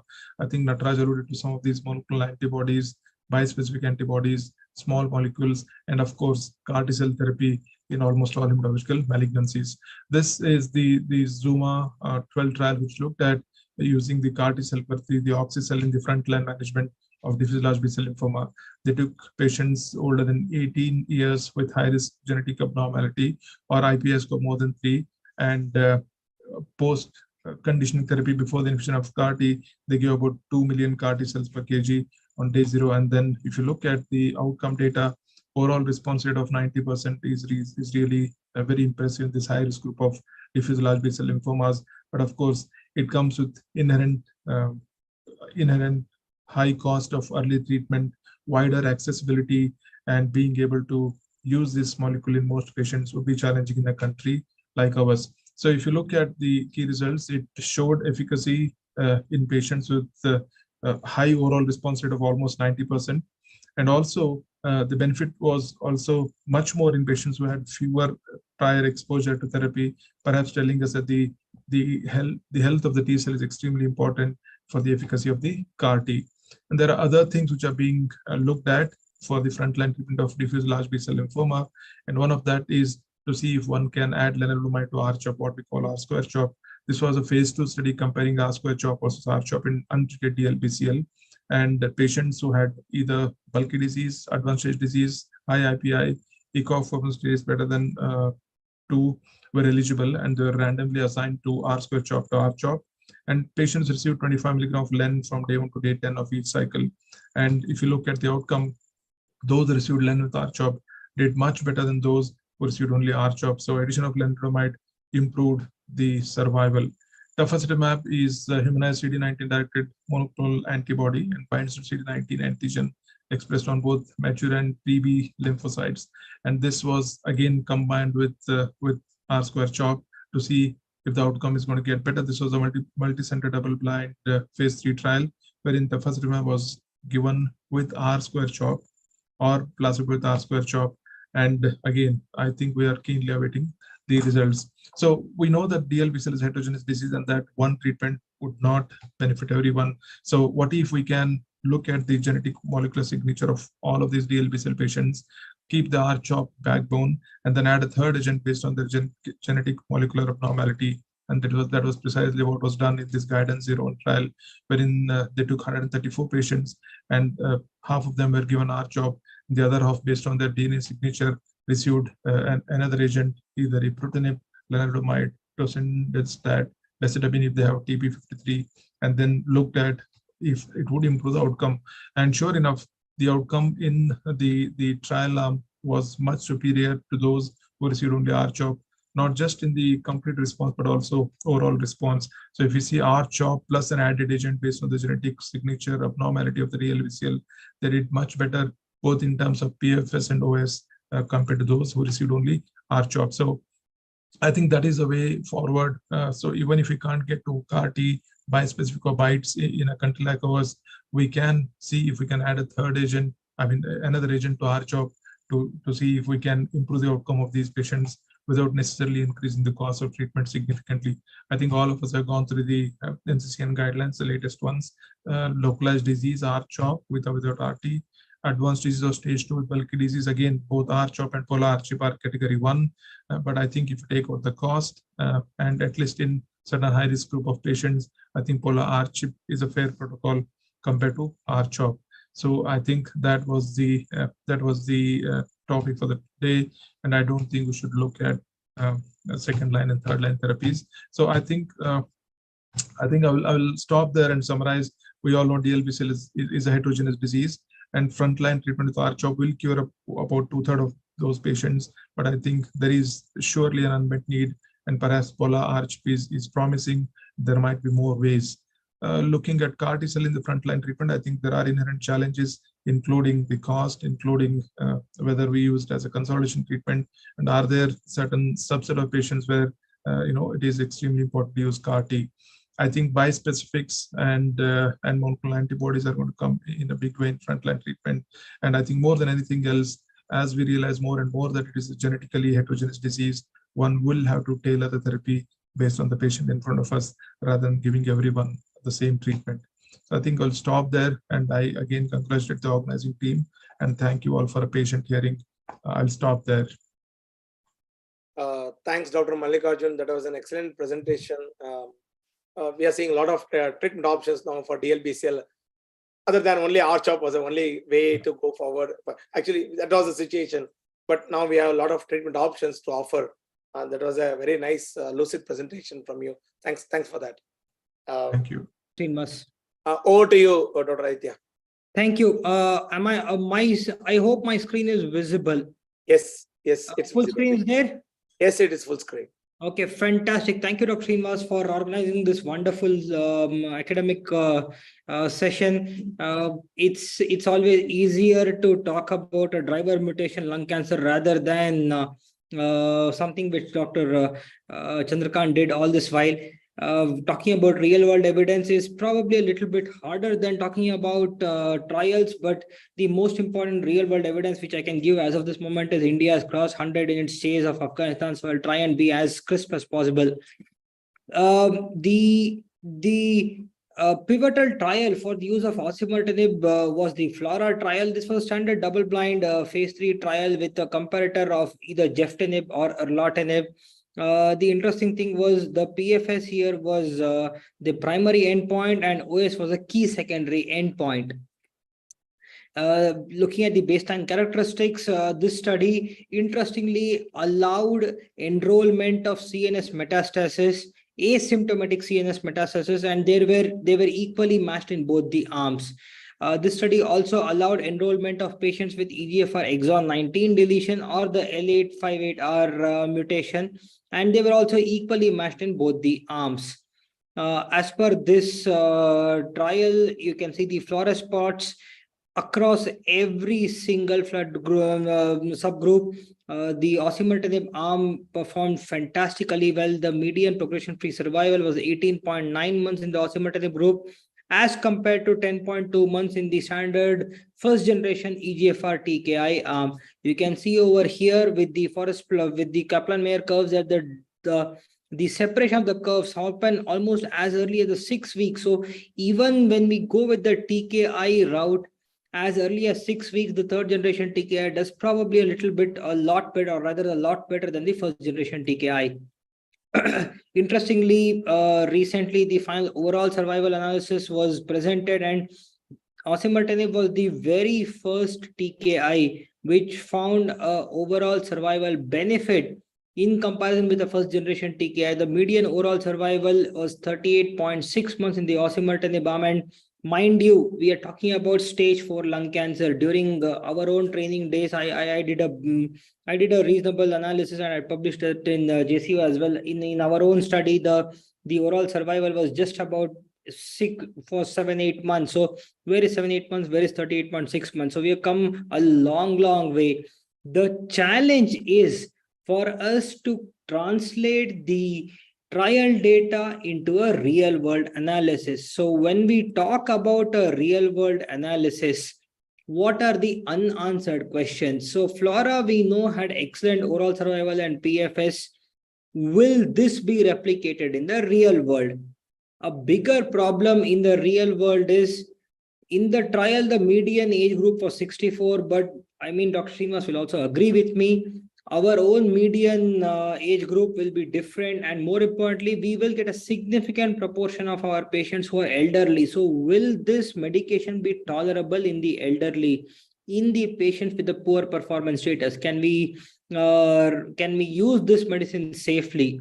The third question in the real world, which keeps happening, which we keep asking, is, will the improvement in terms of central nervous system PFS be replicated in the real world study? So the real world studies provide data from patients treated in clinical practice who represent the real world populations, including patients with suboptimal performance data. So in terms of RCTs, all patients, it's wide unequivocal acceptance. However, in real world, it might be adoption, not pervasive. The representativeness of the patient population informing routine clinical care is probably better when we talk about real world evidence. Most importantly, real RCTs are generally used to evaluate efficacy and safety, whereas real world evidence supports a wide variety of healthcare decisions. So here are some 4 or 5 real world evidences to answer this particular question. There is the flower trial, there is the OSIFAC trial, there is the Hot 2002 trial, there is a Japanese trial, and there is also a German trial. So these are 5 studies from which we can draw plenty of evidence and see if real world use of osimertinib is also as good as the trial. So when we talk about the various study, the study details include the flower study, which was a prospective observational study in Italy. The OSIFAC was done as a retrospective multi-center study in Japan. Mykonos was a study which was done in US and in Germany, and this was an observational study and analysis of the registries and the electronic health records. There was a Spanish study, and there was the Hot 2002 study. Again, this was a retrospective local multi-center study. But the Hot 2002 trial included patients predominantly who are more than 75 years of age. We also have seen data in the last month or so wherein PFS. So PFS is how good is PFS as an endpoint in terms of real world. For us, I think a more important endpoint would be something called the time to treatment discontinuation, which is defined as the date of starting a medication to the date of treatment discontinuation or death. And this is a more suitable endpoint to evaluate treatment outcomes in pragmatic real-world trials on TKIs, in which treatment beyond progression is a common practice, especially even in my own practice. If you've got a limited or an oligo progression, we do tend to continue the TKI and maybe just radiate that particular area with stereotactic radiation. Another real-world endpoint is something called as the time to treatment failure. This is again the time from receiving the first dose of osimertinib to the date of last administration. A very important endpoint is time to next treatment or death, which is defined as the time from the index date until the state of the next systemic therapy or death in the absence of the next systemic therapy. So when we look at all of this, the median PFS in flower was almost the same as the Flora trial. However, because we now know that we can continue the TKI in terms of oligo progression, the time to treatment discontinuation in the Flora study was 25.3 months, more than 2 years. That is phenomenal. When we talk about the Mykonos study, again here more than nearly a year and a half in a real world time to treatment discontinuation was the data that we got. When we look at the Hot 2002 trial, this is again in patients who are almost all more than 75 years of age. The median PFS was 19.4 months. So the PFS has been maintained in almost all the real world studies. Going a little bit more detail into all of these real world data, when we look at the flower study, the important thing is that when we look at the comorbidity index, there's the Charleston comorbidity index, which we routinely use when we talk about patients with, especially geriatric patients or patients with multiple comorbidities. In this particular study, when we look at the comorbidity index of score of more than 6, more than or equal to 6, 93% of the patients in the flower study had a comorbidity index score of more than or equal to 6. In this study, the time to treatment discontinuation was more than 2 years, and that is a very significant takeaway for us. In terms of safety, there was no difference in survival outcome was observed according to age, comorbidity, and the type of EGFR mutation. So osimertinib confirmed effectiveness and safety in the real world as per the flower study. Going on to the OSIFAC study, nearly 37.7% of the patients were more than 75 years of age. The median age in this particular real world study was 71 years. Again, something when we look at the ECOG performance status, for us, straight away, if we have a stage 4 lung cancer patient with a ECOG PS of 2 or more, we even wonder, should we be treating these patients? And in this particular study, 16% of the patients had a ECOG PS of 2 or more. 30%, a third of the patients had brain metastasis at baseline. So this is a very well representative study of our own day-to-day clinical population. In this, 76% of the patients had some kind of overall response rates. The disease control rates were nearly 94.1%. So PFS after first-line osimertinib treatment in the real-world practice was actually favorable. When we look at the various reasons of discontinuation, all-grade toxicity was not at all that significant in a patient population wherein the median age was nearly 71 years. So this drug was safe, or rather is safe in real-world studies. Moving on to the Mykonos study. In this particular study, this was again an observational cohort study. In this study, the median age was 70 and the number of patients with the ECOG PS of 2 or more was again about 15%. A third of the patients also had brain metastasis at presentation. So even in this particular observational study, the interim results supported the effectiveness of osimertinib in this particular real-world population. Mykonos was again a part of the study was done in Germany. In this, the median PFS was 16.2 months. More importantly, the time to treatment discontinuation was 19.2 months, more than a year and a half. This is, this translates the FLORA data into a real world data as well. There was a Spanish study. This was a retrospective multi-center Spanish study, and the data collected here was analyzed with the with the endpoint of both PFS and overall survival.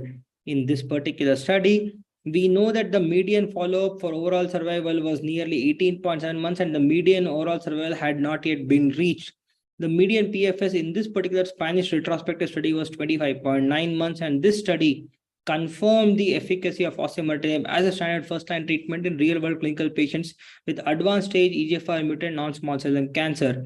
The biggest question that we have in our clinic is, will this fantastic trial data be translated into elderly, especially how effective and how safe is the usage of this drug in patients who are more than 75 years with stage 4 metastatic lung cancer? And I mean, all of us would have at least 8-10 patients who are fitting into this setup. So if you look at this, the median PFS, even in this very difficult to treat population, was about 19.4 months, and the 1-year PFS was nearly 65%, and the overall survival was not yet even reached. So osimertinib is one of the effective first-line therapeutic options for patients aged 75 years or elderly. So especially if we want to pick and choose and we want to push the one patient whom we really want this expensive drug to be used in, it has to be the elderly population. So when we try and compare this with the other pivotal trials, this study concluded that the osimertinib achieved a higher PFS than all other EGFR TKIs did, and osimertinib is the preferred EGFR TKI for treatment of older adult patients with advanced EGFR mutated non-small cell lung cancers. So how will the benefit for patients with CNS metastasis be? And see, it's easy to talk about patients with CNS metastasis, especially when they are in a trial setting. But when we talk about the real world setting, head-to-head TKI trials, most of the TKI trials didn't even include CNS patients with CNS metastasis. Only the afatinib trials included patients with CNS metastasis, but then again, patients who had symptomatic brain metastasis were actually excluded from the afatinib trials as well. When we look at the CNS subset, the overall response rate of patients with CNS metastasis who were treated with first-line osimertinib, it was nearly 71%. The disease control rate was 93%, and the median CNS PFS was nearly 12.21 months. So which means that, in today's day and age, if we have a patient with non-small cell lung cancer who's got EGFR exon 19 or 21 mutation, even if they have CNS metastasis, we may not even talk about radiation for that area, especially if it's multiple metastasis, wherein there's a discussion of whether to do whole brain therapy or not. We don't even want to recommend that. We directly go ahead with osimertinib. The role of CNS directed radiation therapy in patients with EGFR mutant non-small cell cancer has completely been revolutionized, and right now it's almost always a multi-MDT content. Studies are anticipated covering various population types, which in turn would give deeper insight about osimertinib potency in a larger scale. I would like to end my presentation at this point of time and happy to take any questions. Thank you. Thanks, Aditya. That was a wonderful presentation. And you addressed very important points: elderly patients, CNS metastasis, which we see in a day-to-day practice, which is very, very relevant to our clinical practice. I think that is a whole reason why we need to concentrate more on real-world evidence. Of course, we respect the phase 3 trial data, but also equally important is what we do in real practice. And I think that's why all these real-world evidence data are very, very welcoming, and we need to we need to address these issues, and that also helps a clinician when we see tomorrow morning these kind of patients or patients who like a very elderly and a patient who comes with brain mets. I think it's very convincing for us as well as a clinicians to convince the patients in turn because of this data. That was a wonderful presentation. Thanks for participating in this meeting. As always, you are a wonderful speaker. Thank you, Dr. It's my pleasure. Thank you. With that, I will move on to the next session, sponsored by Johnson & Johnson, management of EGFR, exon 20 insertion, mutation, and an emerging role of amivantamab in metastatic non-small cell lung cancer with exon 20 insertion mutation. None other than my very good friend, Dr. Vijit Shetty, who is a senior consultant, medical oncologist at Mangalore. Dr. Vijit. Dr. Vijit, are you there? Support team? Hi. So he's there, but he's having network issue, I think. Yeah.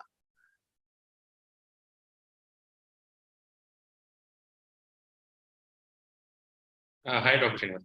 Hi, Dr. Vijay. Yeah. Can you hear me, Dr. Srinivas? Yes, very much. Srinivas? We are not able to see you. Hi, can you hear me, Dr. Srinivas? Yeah. I guess there's some bandwidth issue, so probably I may have to mute the video. No worries. I may have. Okay, over to you. Please go ahead.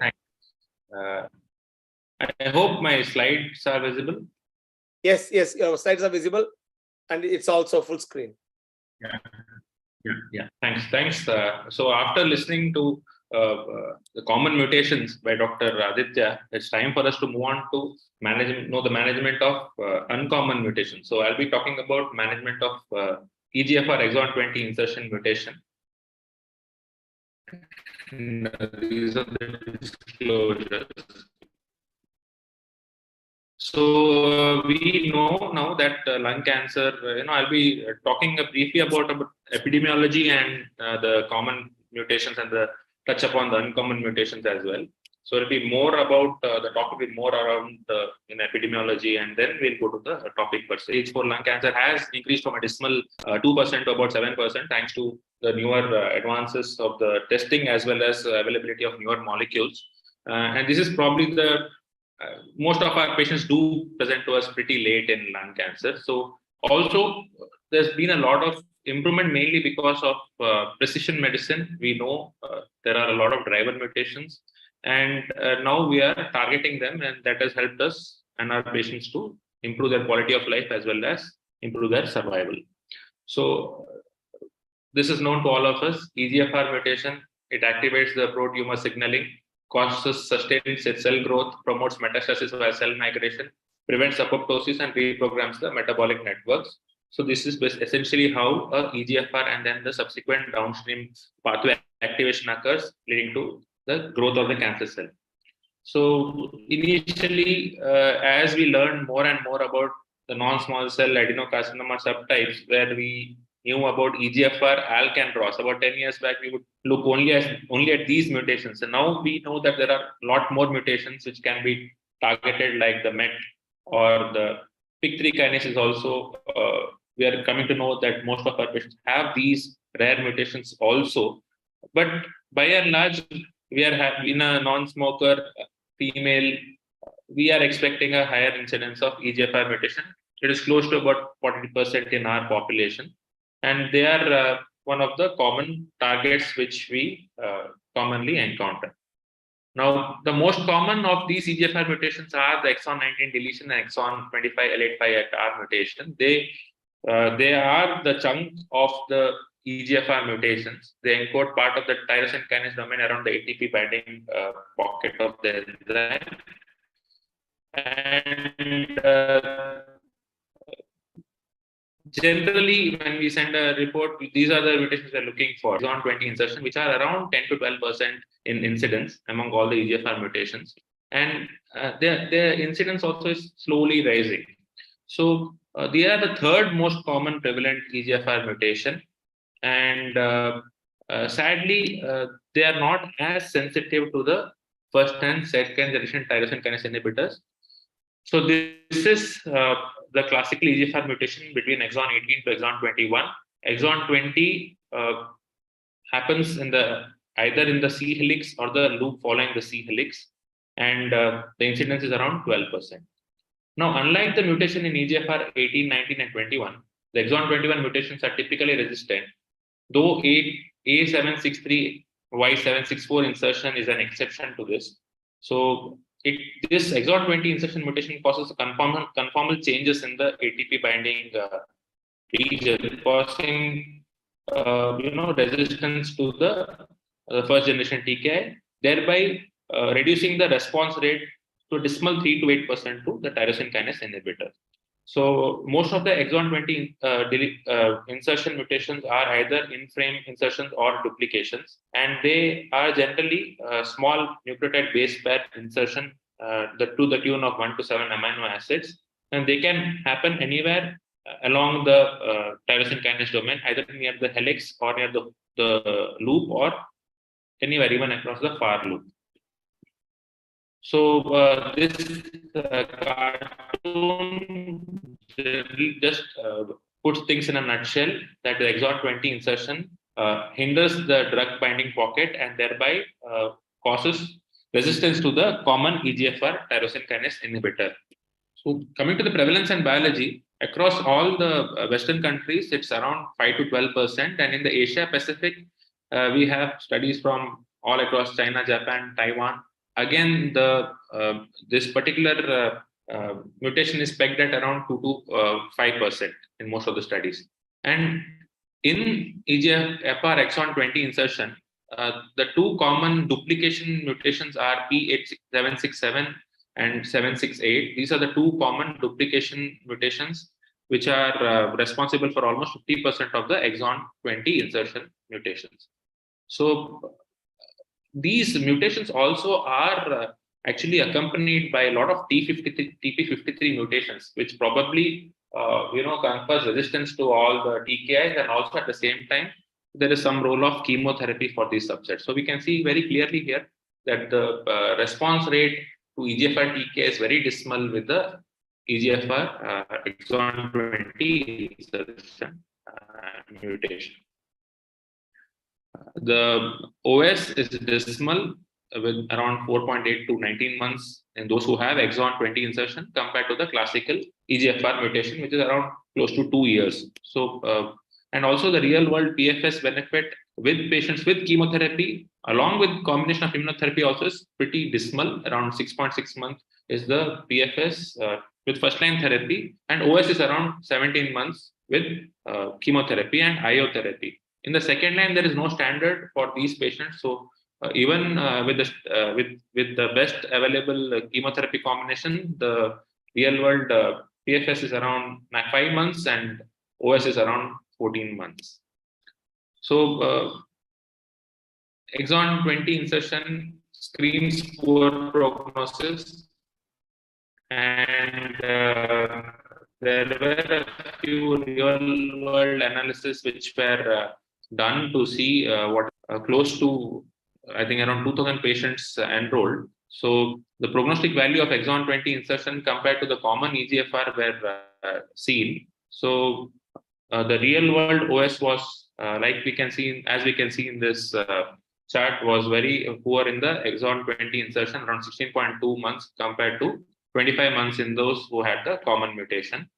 And also those who had this insertion had a poor prognosis with the higher risk to progression, even in the real world studies. So 5-year survival rate for patient with EGFR exon 20 insertion is very dismal. and around 8% compared to 20% in those who have a common mutation. Also, platinum-based therapy, where the standard of care for most of these patients, as we don't have a clear standard of care for second line in these patients. So it was anyone's guess, and I think every combination was right. Now, coming to how to diagnose this particular problem. So now the testing has evolved. We were used to RT-PCR testing for EGFR mutation, and we used to ask for FISH for ALK and ROS for most of our patients. Now, with the availability of NGS, I think most of us have switched over, and each technology is got its own pitfalls. Wherever possible, I think CGP would be the go-to standard, but most of our patients can't afford that. So we are sticking to the NGS as much as possible. But of the lot, NGS makes a lot of sense in detecting this particular mutation.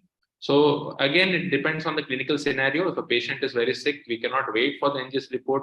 I think we would ask for where we are having clinical suspicion, we would ask for PCR in those patients to get a quicker turnaround. But on the flip side, PCR does not detect this particular mutation as well as NGS does. So probably it is worthwhile to wait for the NGS report.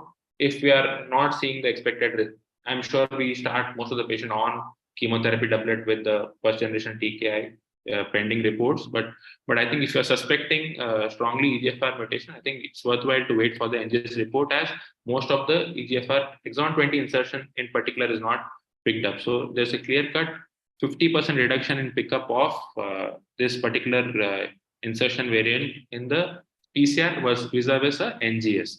So also they have analyzed data from the AACR Gini as well as the FMI database, and over there also PCR has consistently missed around 50% of the cases who had this particular variant, this particular mutation. So what do the guidelines recommend?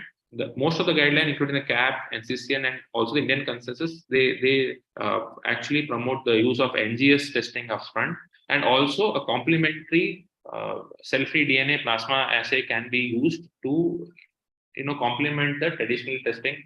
The liquid biopsy can be used as a complementary tool wherever we are suspecting this particular rare mutation.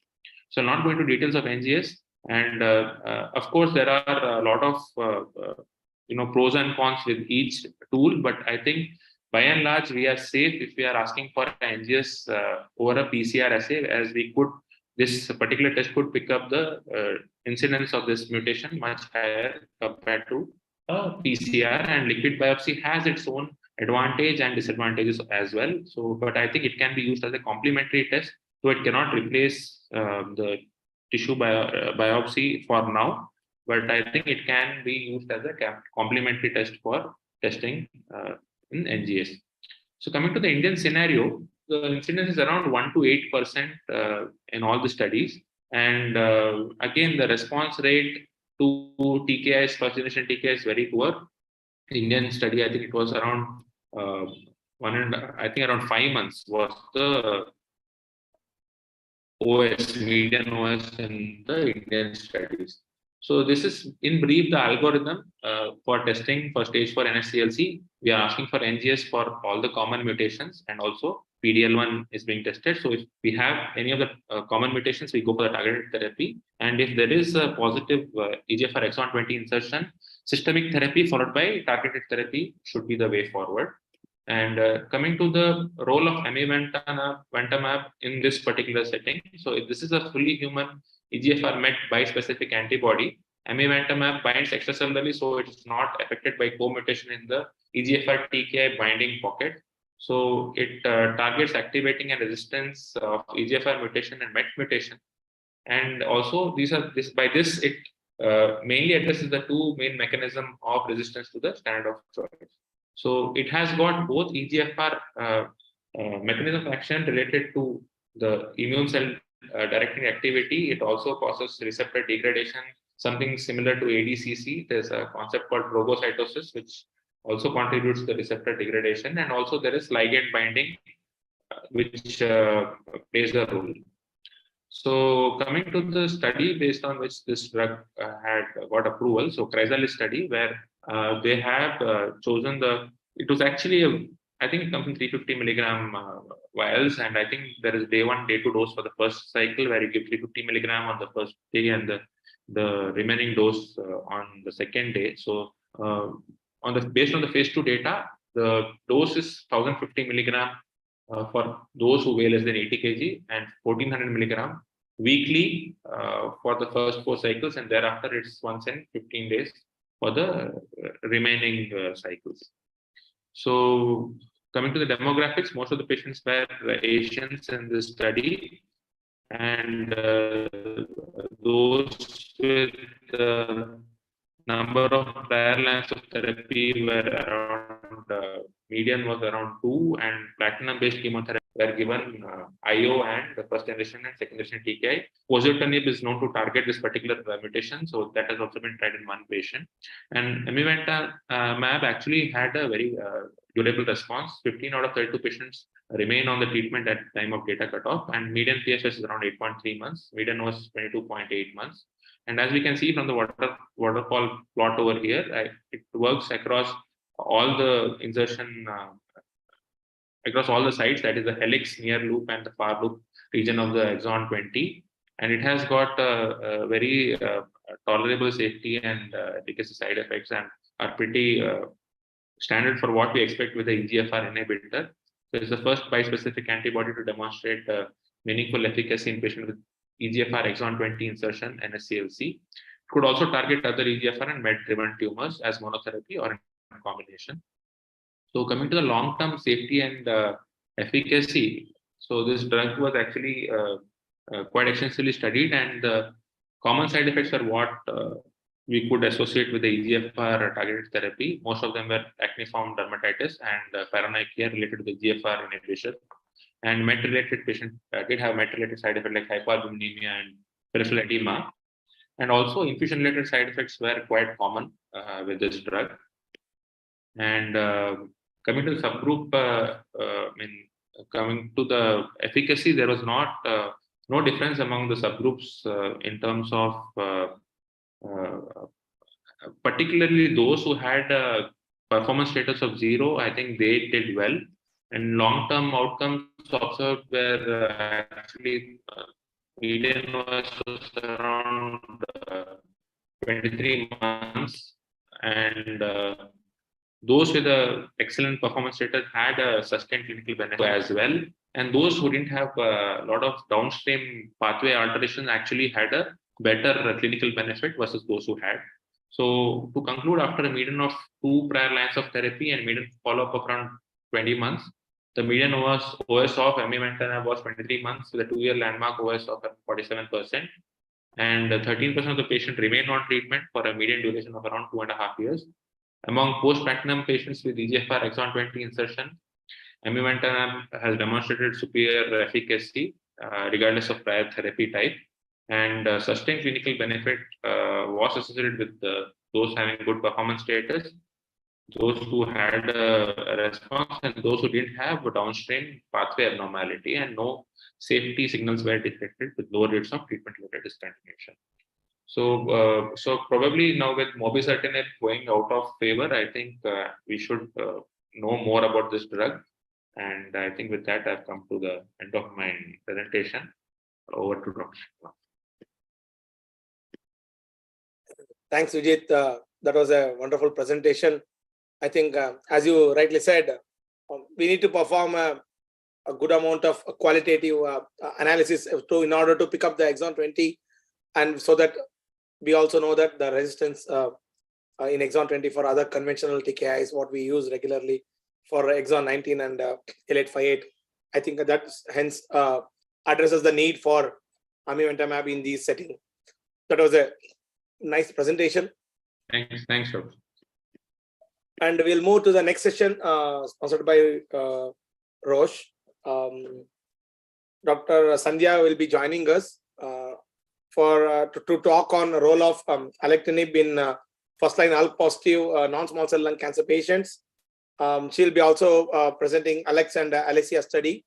Dr. Sandhya is my very good friend.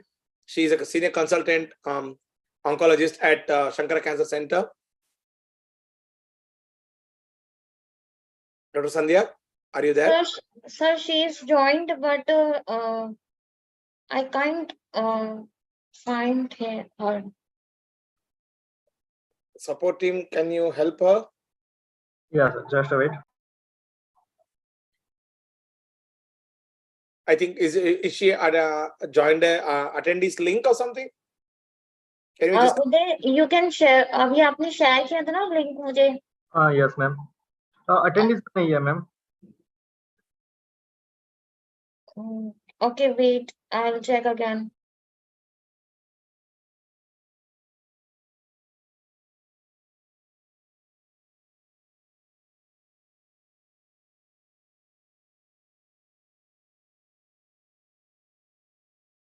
do I need to call her or something?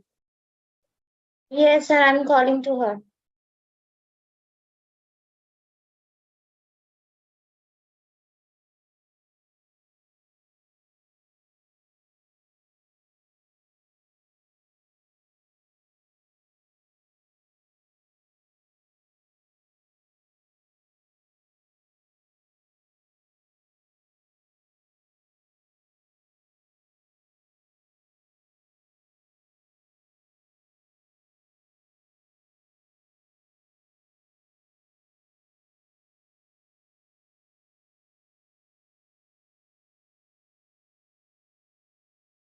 Meanwhile, otherwise, I can ask Dr. Prasad Narayan to present.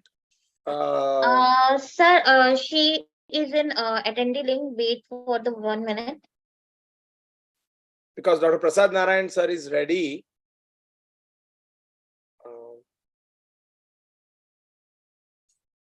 In order to just save time, we can push it to the next session as well. I'm promoting to her, ma'am, sir. Okay, great.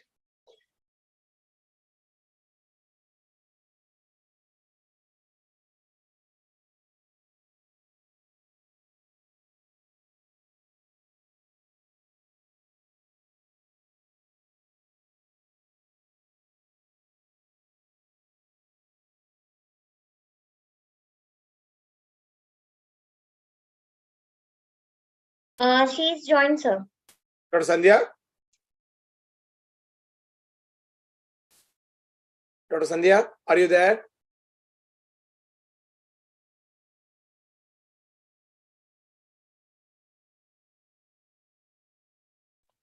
Yeah, you can hear me now? Hi, Sandhya. Yes, we can hear you. Yeah. Over to you, Sandhya.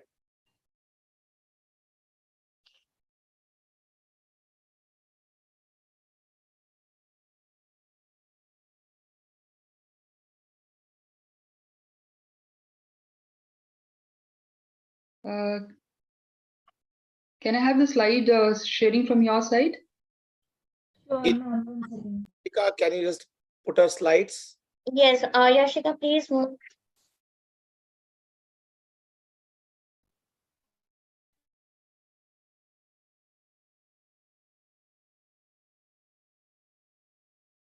Sandhya ma'am, is it visible? Sandhya, are you able to see the screen?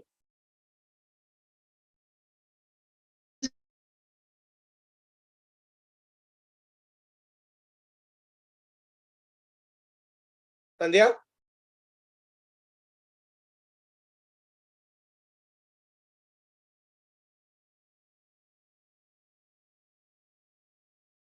Is she in unmute mode or something? Mute mode or something? Geetika, please check. Sir, she is in unmute. What happened? What happened? I can. Are you able to see the screen, Sandhya? Yeah, I can see the screen. Yeah, just give the order that so that they can move the slides. Yeah. So shall I start my? Please. Yeah. So the next slide. Yeah. Good evening, everybody. So sorry for the initial glitch. So I'll be talking about alectinib in ALK positive non-small cell lung cancer. So just a small introduction here. So we know that lung cancer is the second most common cause of diagnosis as well as death per year. Next slide.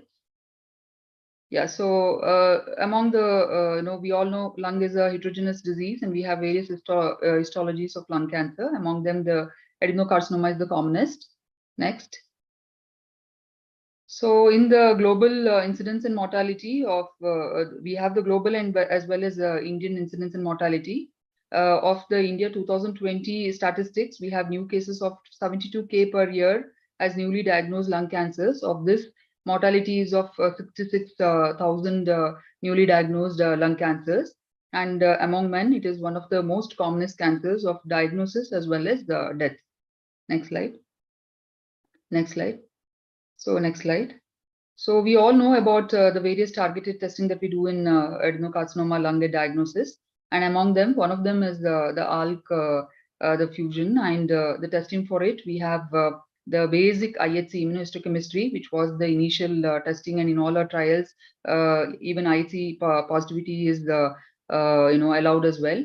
We have FISH, we have RT-PCR, and we have next generation sequence testing as well for detecting all positive adenocarcinoma cancer tumors. Yeah. Next slide. Yeah, so what makes the characteristics of all positive disease? It is as similar to EGFR mutated patients of adenocarcinoma lung. So they are, as told, non-squamous histology, never a former smokers, younger female patients, and they're exclusive for EGFR or KRAS mutations. Does not mean that it always predicts the presence, but in all general rules, it follows these kind of patterns. Next slide. So we all know what happens here. There is a rearrangement within the chromosome, and there's a structural alteration which results in the expression of an ALK fusion protein. And this was first detected in 2007. Yeah, next. And in India, the incidence varies anywhere between 2.7 to 13.2% of the lung cancers, the ALK positive lung cancers. And globally, it is around 7%. Next. Yeah, so this is just a slide depicting the previous slide. Yeah, so this is a slide depicting all the approvals for first line advanced or metastatic ALK positive non-small cell lung cancer. We have the first generation crizotinib, the second generation ceritinib, alectinib, and brigatinib, and the third generation lorlatinib. The next slide. So just touching briefly upon each of these approvals. So crizotinib was one of the first ALK inhibitors to be approved as first line for ALK positive tumors. And this was through the Profile 1014 study, where it was studied against the existent chemotherapy. The PFS was 10.9 months with the crizotinib versus 7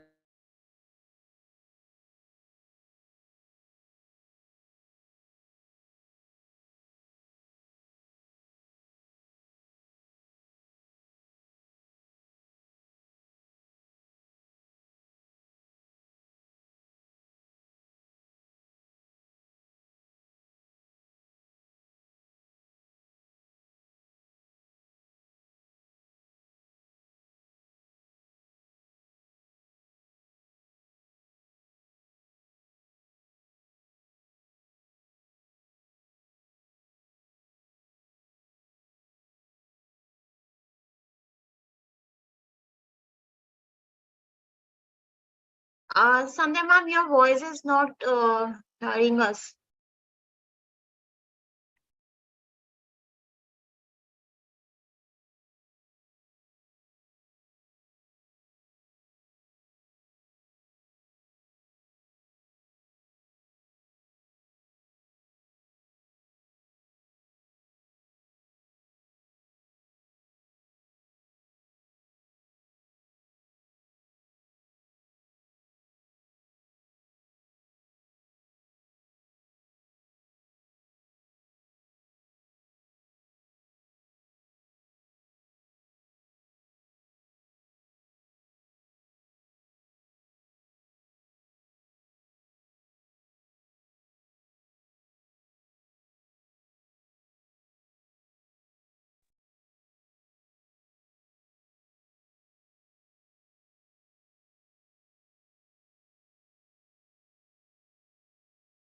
Sandhya ma'am, are you there? He has left. Wait, I call you again. Can somebody call her and ask?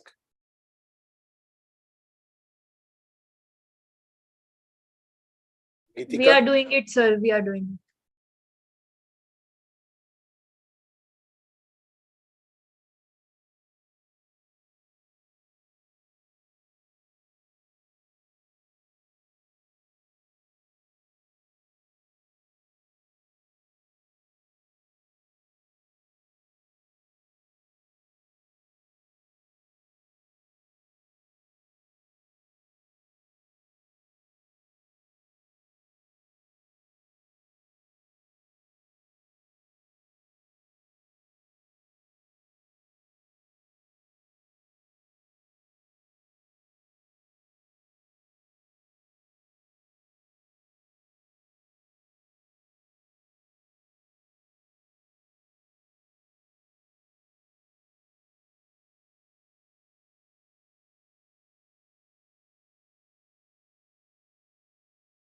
Otherwise, I think we can ask her to present. Yes, sir.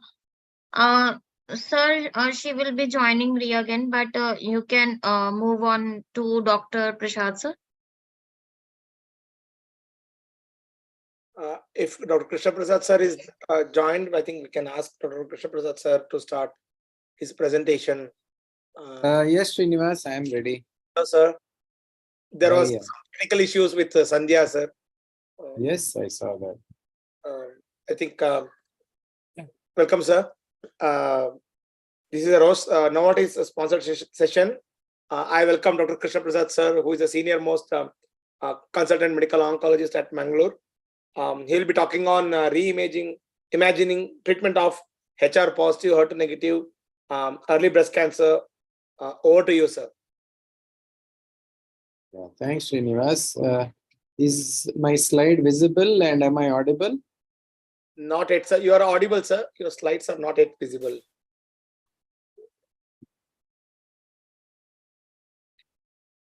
Yes, sir. It's visible, sir.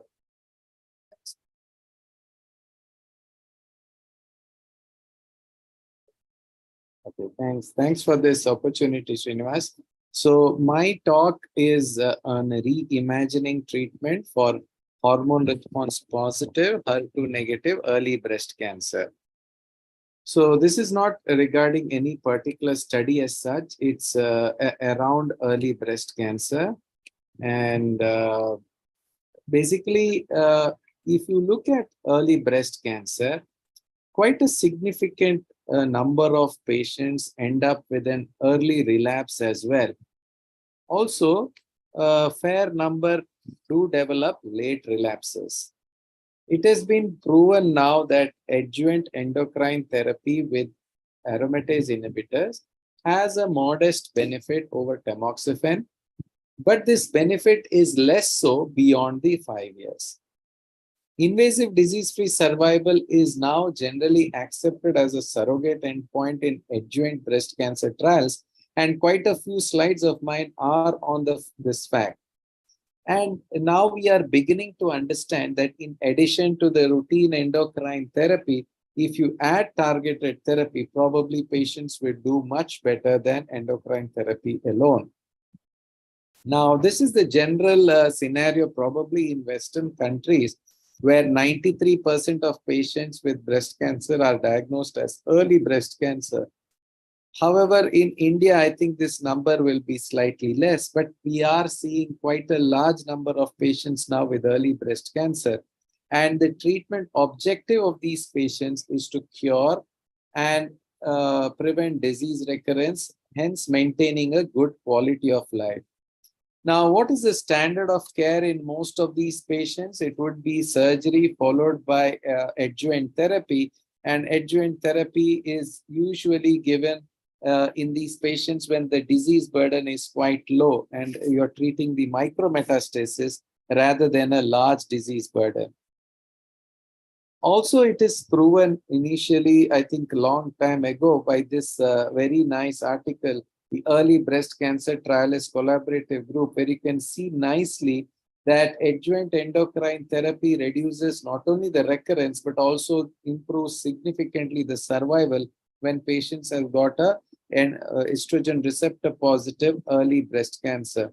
If you look at it carefully, at 15 years, there is a 12% absolute benefit in terms of breast cancer recurrence, and again a significant 10% benefit in terms of breast cancer mortality. That is in terms of tamoxifen. What about AI over tamoxifen? Now, there have been multiple trials and meta-analysis which has been published in terms of in last year, where the trial level data were analyzed carefully. What it showed was that all the trials showed a significantly greater disease-free survival benefit for aromatase inhibitors over tamoxifen, especially when you combine it with ovarian function suppression in premenopausal women. You can look at the forest plot here down, and you can see all the graph is totally towards the left side in a premenopausal woman. However, despite all these current adjuvant therapy, the risk of recurrence remains and persists after the end of treatment. Let us just look at the patients with the high nodal burden, that is N4 to N9. You trace the graph, you can see that at the end of 5 years, the chance of distant recurrence is around 22%. And at the end of 10 years, it increases by another 14%. And at the end of 15 years, increases by another 9%.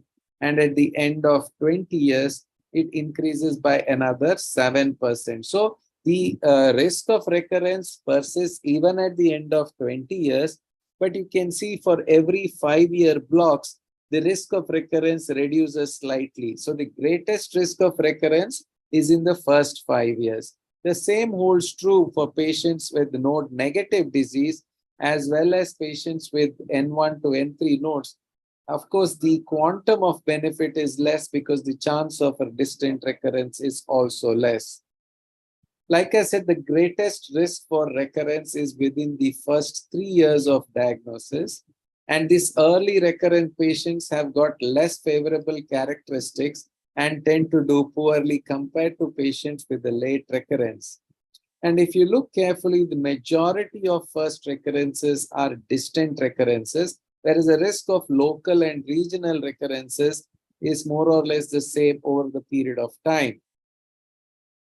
So if you look at when you define patients who are most likely to recur, especially recur early, then you look at patients who are by definition high risk. So in ASCO 2021, what was defined as high risk was more than 4 nodes axillary lymph node positive, or 1 to 3 positive axillary lymph nodes with at least one of the following. That is, either it's a grade 3 tumor, or the size is more than 5 centimeters, or the Ki67 is 20% and above. Whereas in St. Gallen's 2021, they included a larger gamut of patients as the high risk. So I will not go into the details, but I will just mention it when I speak about the next few slides. So if you look at this these patients, of course, the chance of recurrence is highest in the stage 3 group. However, you can see clearly that even patients with stage 2 disease have a significant chance of recurrence over the next 20 years after diagnosis. So how high is this chance of recurrence in patients with stage 2? So if you look at the 2-year event, it is around 9.4%. And if you trace them over the 20 years, over 10 years, the risk of any significant event will be around 40%. What about in stage 3? It goes up to 62.9%. So of course, it is not as high as stage 3, but the risk of recurrence is significantly high even in patients with stage 2 cancer. So what is this definition of high risk in the adjuvant CDK4, CDK6 inhibitor studies? So I will not go into the Pallas and Penelope trials because in both those trials were negative in terms of showing significant benefit with the addition of palbociclib. But look at the Monarchy study. So there, the high-risk patients were either patients with 4 or more lymph node positive, or 1 to 3 lymph nodes with more than 5 centimeter, or grade 3, or Ki67 more than 20%. But the number of patients with the Ki67 criteria was a small one, and that was the cohort 2. So this trial basically proved that abemaciclib 150 mg 2 times a day for 2 years, along with the standard adjuvant endocrine therapy, patients had a significant benefit in terms of IDFS compared to not giving abemaciclib. Look at the Natali trial. It is again a large trial containing patients more than 5,000 in number, pre and post-menopausal, where interestingly, they reduced the dose of ribociclib from 600 mg, what we use in the metastatic setting, to 400 mg, and patients were given either letrozole or anastrozole along with that. And here the duration of treatment has been more than 2 years. That means 3 years of treatment was given. Now, what was the disease, patients who were taken up? Most of the stage 3 patients were taken. In fact, at least 60% of the trial patients should be stage 3 according to the plan. What about stage 2 patients? So all stage 2B patients were taken, and stage 2A if they were node positive.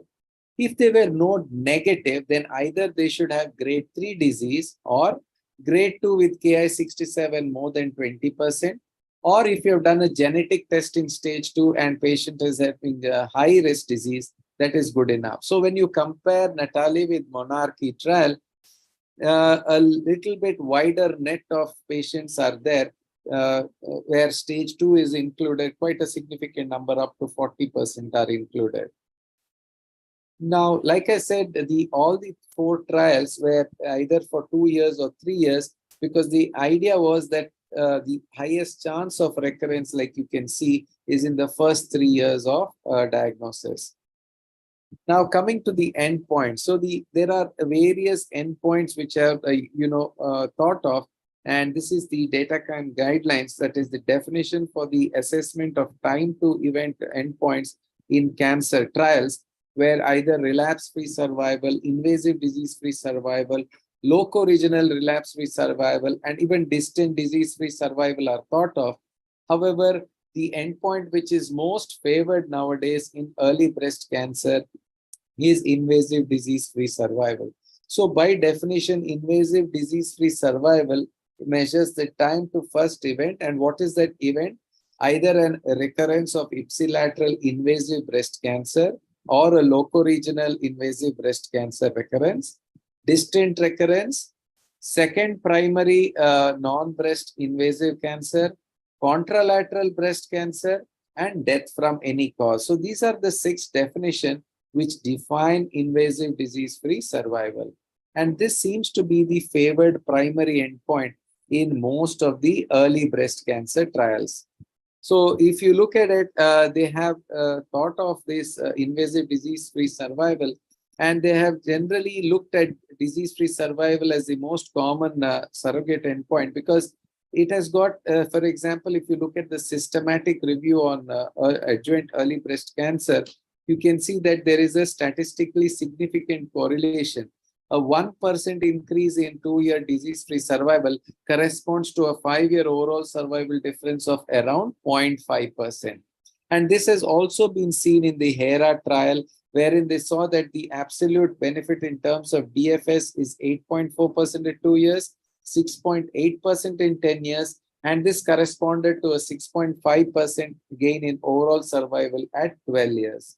So even in the ESMO, the clinically significant benefit, when they looked at it, both overall survival and disease-free survival are selected as the points where you decide whether patients benefit from these treatment or not.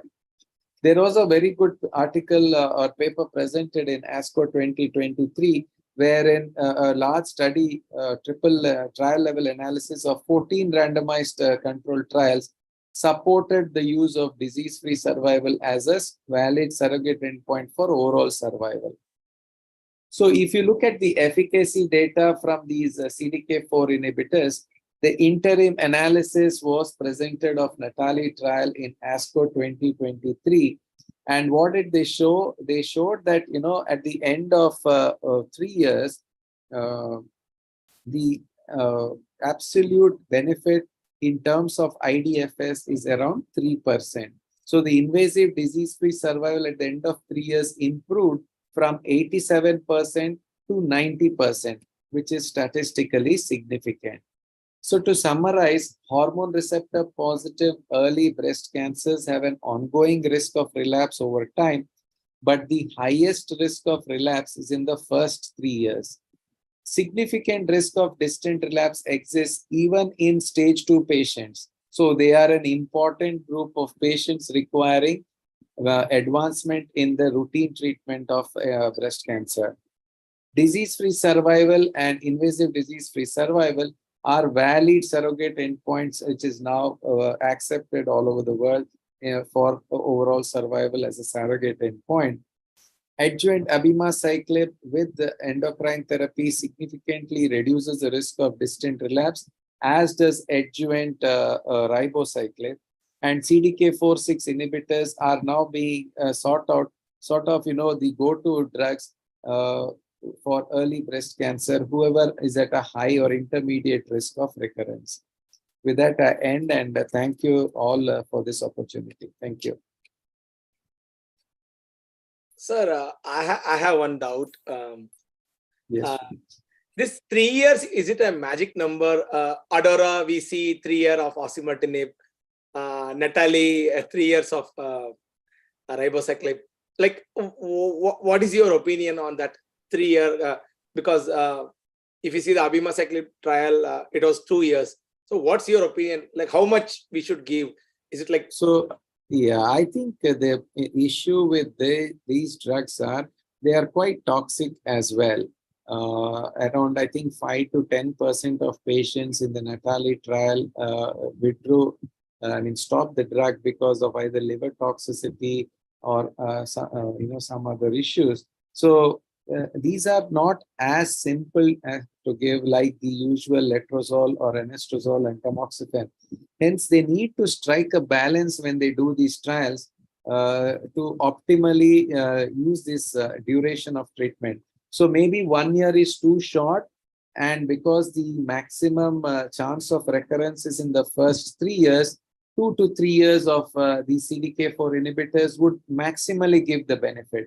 Just like how, 5 years of hormonal therapy would probably give you the maximum benefit. But you continue beyond 5 years up to 10 years, you will see some benefit. But you need to trade off the risk versus benefit. So when you're continuing, say, aromatase inhibitors beyond 5 years, you will think twice because there is a risk of fracture.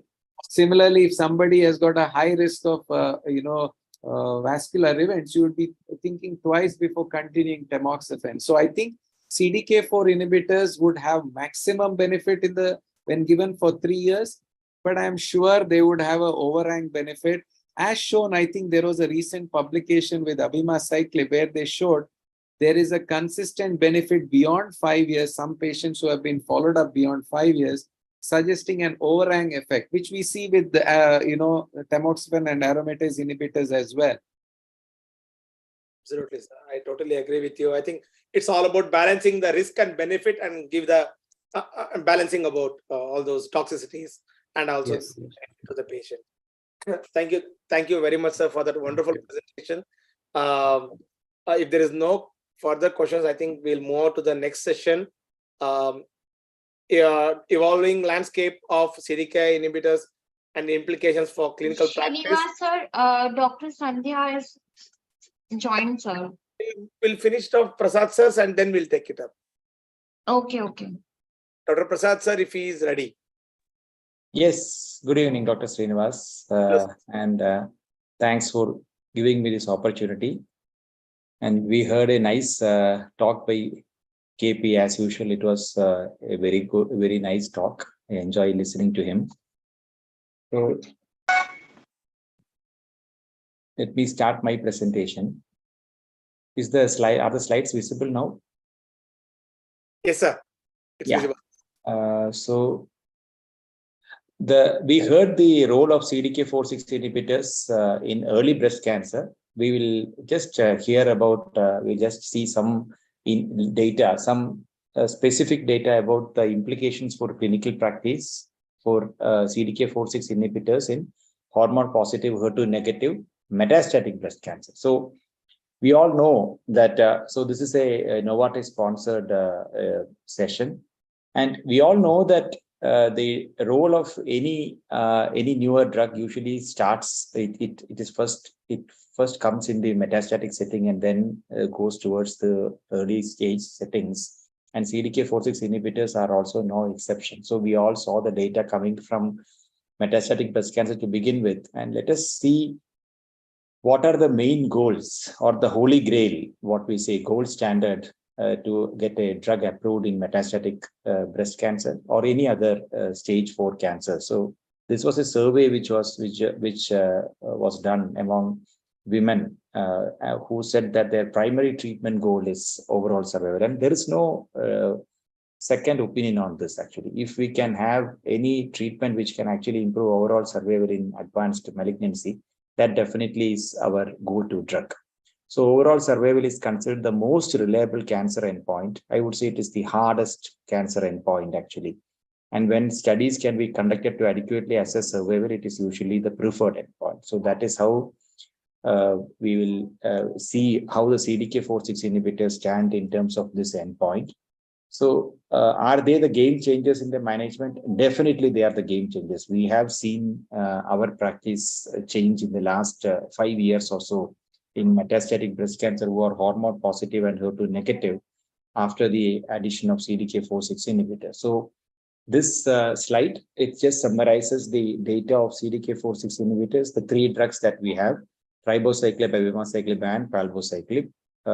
And in different settings, either in combination with an AI or in combination with fulvestrant in either first line or second line settings. So what we saw, what we knew from the initial studies, we thought all of them are same because there was a significant improvement in PFS, almost a 50% improvement in PFS across the studies. And this was very similar data. We got all the drugs, the trials were presented and approved, and we were seeing similar data coming up again and again about the PFS improvement. But when we talk about the gold standard, which is the overall survival, and the data came recently when we saw that the data from palbociclib was not very heartening actually. We saw the hazard ratios for PFS was exceptionally good and almost similar in all the 3. But when it came to overall survival, the ribociclib data actually stood out. And in all the settings, we have abemaciclib data from Monarch 2, Monarch 3 is pending still, but definitely ribociclib scored very well in the overall survival data, and palbociclib, we can say, did not get us the overall survival improvement. So can we say that a PFS benefit predicts overall survival always? Actually, it doesn't. Over the past few decades, a few studies have reported of statistically significant improvement. Improving overall survival has been a difficult thing in present era. In many of the situations, we are taking PFS as a surrogate endpoint for overall survival. But as with other targeted therapies, improvement in PFS seen with the CDK4/6 inhibitors, as we saw with the palbociclib data, has not consistently linked to an overall survival benefit. So this is the Paloma trial data. The PFS curves widely separated, which almost we all thought that we will get overall survival benefit. But when we got the mature data on overall survival, there was no improvement in overall survival with the palbociclib. So when we see this, what could be the reasons? So the reasons could be different patient population, different post-progression treatment in these trials, or different pharmacological characteristics of the CDK4/6 inhibitor itself.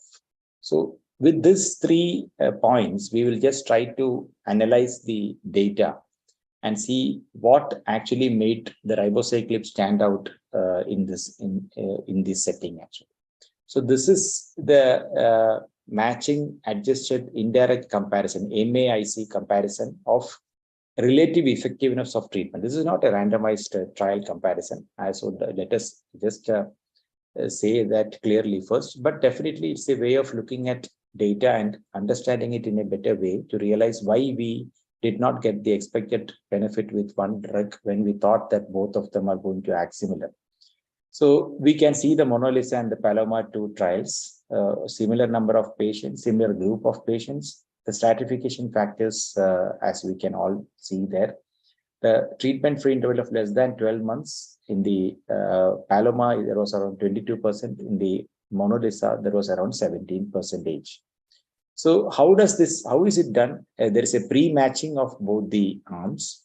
Then there is a matching where we try to see the inclusion criteria and exclude the patients who don't fit the inclusion criteria for the second trial, which is the Paloma trial, and then weigh them and then finally have a balanced population. So finally we have the effective sample size from the Mona Lisa study became 262, who would match all the criteria which are for the patients who were taken in the Paloma study, of which 150 of the 262 were in the ribociclib arm, 112 were in the placebo arm. So when we compare this, still there is a numerical PFS and significant overall survival benefit of ribociclib over palbociclib. The improvement in PFS is numerical significant. It is not statistically significant from this, what you see, but the improvement in overall survival with this 150 patients who are exactly matched, who would have got, if they had got into the palbociclib trial, the hazard ratio is 0.68. So clearly there is a definite improvement which we see in the overall survival with ribociclib in the Mona Lisa study. So, so maybe the argument that it is a different patient population, 150 patient is not small number, so may not stand in this group. So what about the post-progression treatment? We always say the post-progression would have influenced the outcome of overall survival. And let us see the post-progression treatment after first line in ribociclib plus endocrine therapy in Mona Lisa 2, 3, and 7 studies. So the post-progression treatment was endocrine therapy only in most of the patients who got ribociclib, which is very interesting. 40% of the patients got again endocrine therapy only, and almost 30% got chemotherapy. And a CDK4/6 inhibitor plus endocrine therapy was given in 20% of the patients who received placebo, and that was a crossover where ribociclib was given in this. So, which is expected also.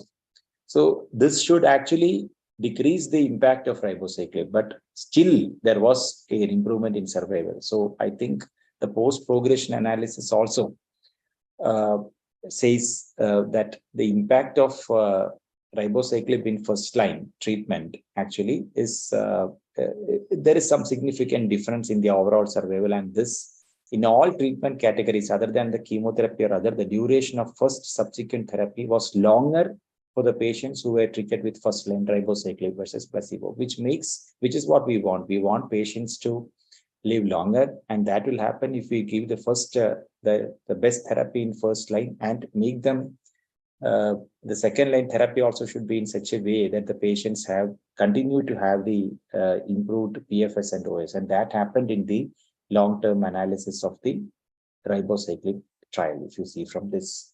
Whereas if you see the palbociclib trial, there was similar or numerically shorter duration of next line therapy after palbociclib versus placebo, and most common next line therapy after palbociclib was chemotherapy.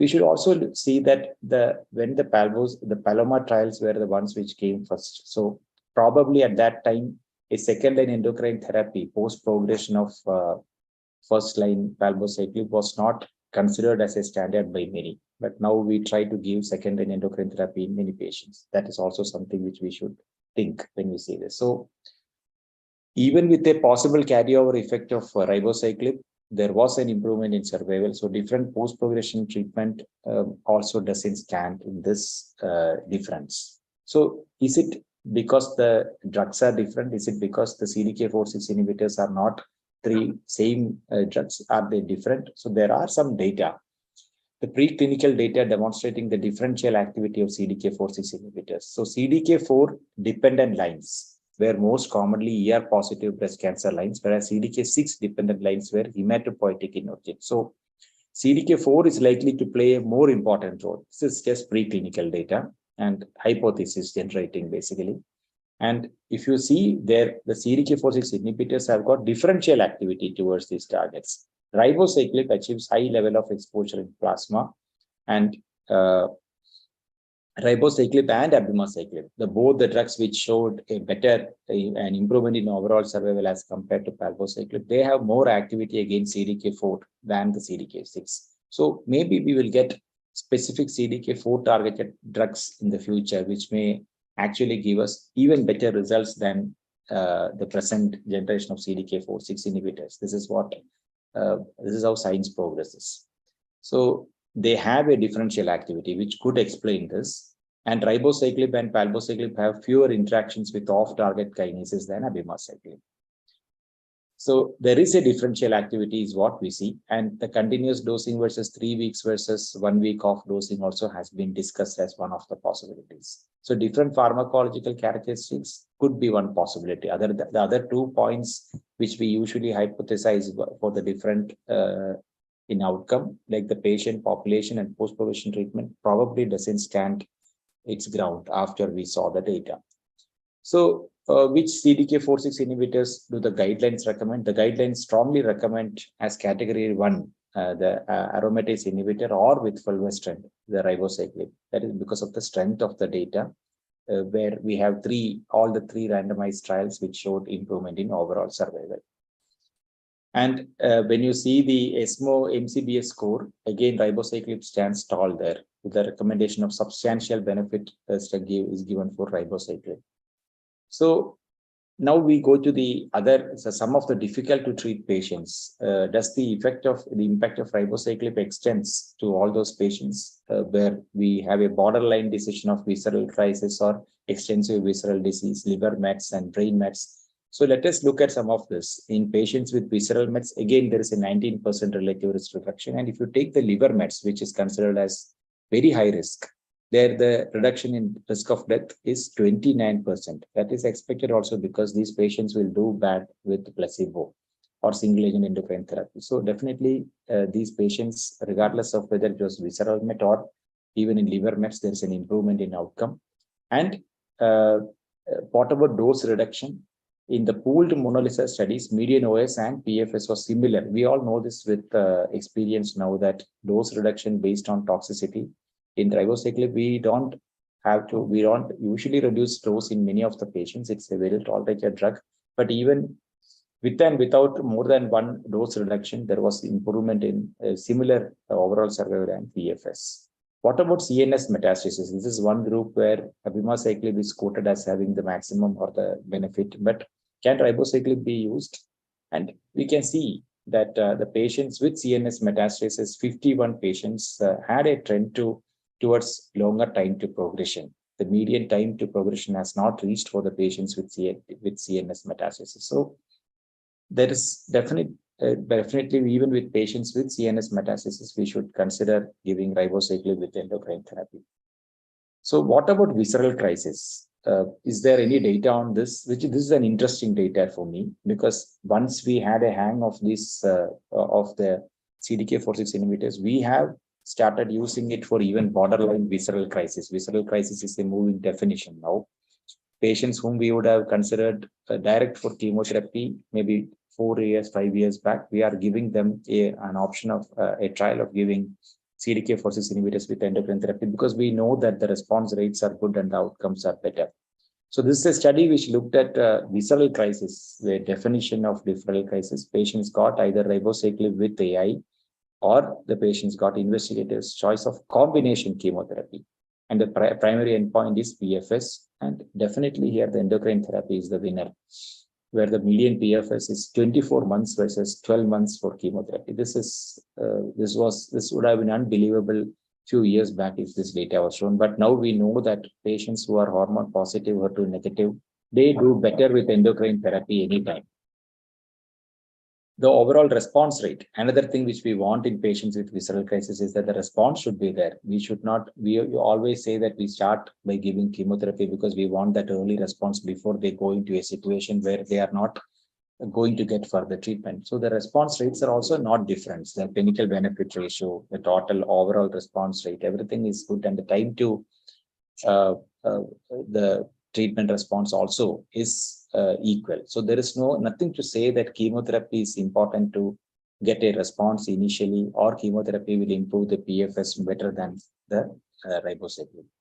So this, in summary, ribociclib is the only CDK4/6 inhibitor to significantly improve overall survival across lines of therapy, the endocrine partner, and menopausal status. And so that gets a category 1 recommendation.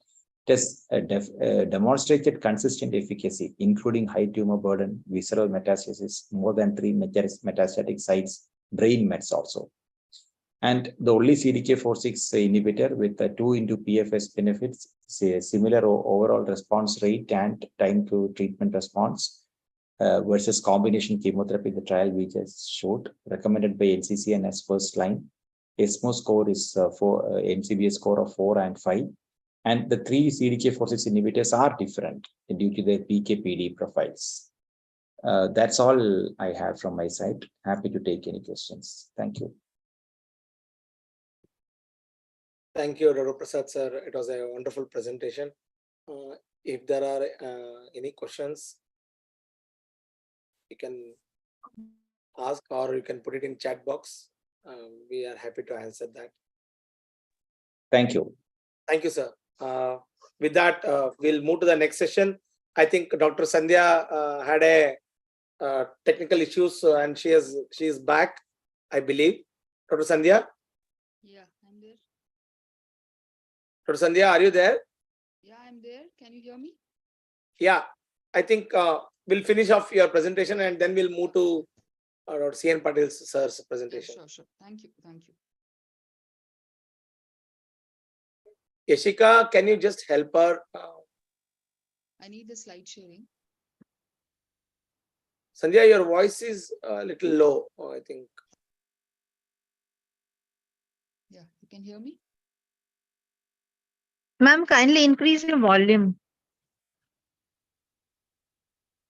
Yeah, I'm at the maximum volume. Yeah, go ahead, Dr. Sandhya. Yeah. Yeah, so I will take you from the slide that we stopped. So I was just describing the various ALK inhibitors that have been approved in ALK positive non-small cell. So I finished with crizotinib. The next slide.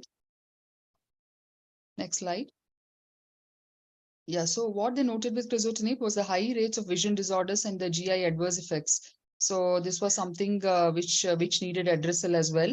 And we can see the numbers where the vision disorders, the diarrhea, nausea, vomiting, all the GI side effects were in a much more higher number with the crizotinib arm. Next slide. So we have the PFS benefit that was documented as well with crizotinib versus, sorry, this is a ceritinib study. So in the ceritinib study, we had comparison again with the other arm being chemotherapy 1. So we had a PFS benefit of 16.6 months with ceritinib compared to the chemotherapy arm. Next slide. So again, coming to the side effects, like crizotinib, ceritinib also had most of GI side effects, diarrhea, nausea, and vomiting. Next slide, which also affected the quality of life. Yeah, next slide. So one of the most important things when we talk about this ALK positive tumors is presence of progression with the brain mets or presentation with brain mets. So what they saw is with both in our clinical experience as well, when we start a patient on first line crizotinib or ceritinib, the development of CNS mets, that is on treatment. So why was it so? There was a high rate. They do not cross the blood-brain barrier. In fact, they are pumped out from the blood-brain barrier through efflux proteins. It was seen that crizotinib is a substrate for P-glycoprotein and ceritinib is a substrate for both P-glycoprotein and BCRP. So the CNS exposure as well as the recurrence with CNS disease was higher in these two drugs. Next slide. So the next drug was brigatinib, the ALTA-1L trial, which compared which was a phase 3 study where brigatinib was compared with crizotinib, and again versus crizotinib, brigatinib showed an increased PFS benefit of 24 months versus 11 months. Next slide. Yeah, and this was a lorlatinib study, the CROWN study. We all know that the third generation lorlatinib is now the most efficient of all the generation ALK inhibitors. The median PFS is not yet reached. Well, in the study, in the CROWN study, where it was compared with crizotinib, the median PFS, as by investigator, was 9.1 months. Next slide. So lorlatinib had a unique safety profile we have seen in our patients as well. So this is a CNS toxicity with respect to cognitive, mood, and speech effects. We also see some kind of dyslipidemia with hypercholesterolemia and hyperglyceridemia also. It is all well manageable though. Next slide. So now coming to the topic of discussion. So I'll be talking about alectinib as a first line use in ALK positive NSCLC. I would be covering, next slide, the two most important studies in this, the ALEC study, the LAC study. Next slide. So the ALEC study was a phase 3 randomized study. So here the comparison arm was a crizotinib arm, alectinib at 600 mg twice a day and crizotinib at 250 mg twice a day. So the inclusion population was stage 3B4 NSCLC, ALK positive as per IHC was also allowed, treatment naive and with ECOG performance status of 0 to 2. There were 303 patients who were recruited in a 1:1 fashion. And the study continued till progression of the disease, toxicity or withdrawal or death. So they stratified again as per CNS metastasis at baseline, present or absent, the race, that is Asian versus non-Asian, and ECOG performance status 0 to 1 versus 2. The primary endpoint was PFS, which was investigator assessed. And the secondary endpoint was overall response rate, duration of response, overall survival, PFS, which was an independent review committee PFS, the CNS overall response rate, the safety, and time to CNS progression. Next slide. Next slide. So the patient characteristics were well matched between both the arms, both the crizotinib and alectinib arm with respect to age, gender, Asian versus non-Asian population, the performance status, CNS metastasis at presentation, the smoking habits, the stage, the histology. Commonest histology they included was, of course, adenocarcinoma, the CNS metastasis by the independent review committee, the prior brain radiation for CNS mets, and CNS by treatment, what type of treatment was involved. So both these parameters were well matched in both the arms. Next slide. So the primary endpoint, the PFS as investigator assessed. As we see in the slide, the Kaplan-Meier curve, it shows a separation all through, and the alectinib showed a median PFS of 34.8 months versus 10.9 months. That is almost a 3 times longer efficacy benefit compared with crizotinib. Next slide. So the PFS, the progression-free survival event-free rate at each year, when we see the event-free rate for in the intent to treat population, we can see that at 4 years also, 43.7% of the patients in the alectinib arm were event-free, while none remained event-free in the crizotinib arm at 4 years. Next slide. So in this, the forest plot, we see that across all subsets that were analyzed, the age, gender, race, the smoking habit, except for the smoking habit, which I'll tell you, where active smokers scored less with alectinib, the performance status, CNS mets at baseline, and prior brain irradiation, all these subsets benefited from alectinib compared to the crizotinib arm. Next slide.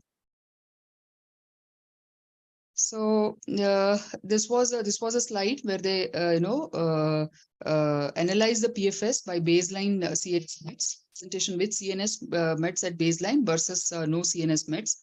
So what we can see is with CNS mets, there was a median PFS of 25.4 months with alectinib versus 7.4 months with the crizotinib.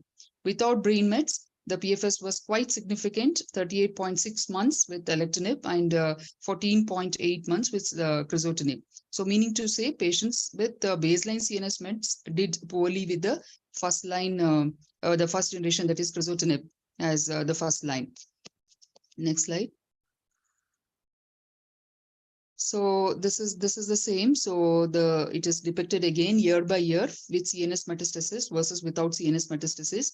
We see that patients with CNS metastasis at baseline remained event-free, meaning no progression in the underlying CNS disease. At 4 years, 38% of the patients in the study arm remained without brain progression.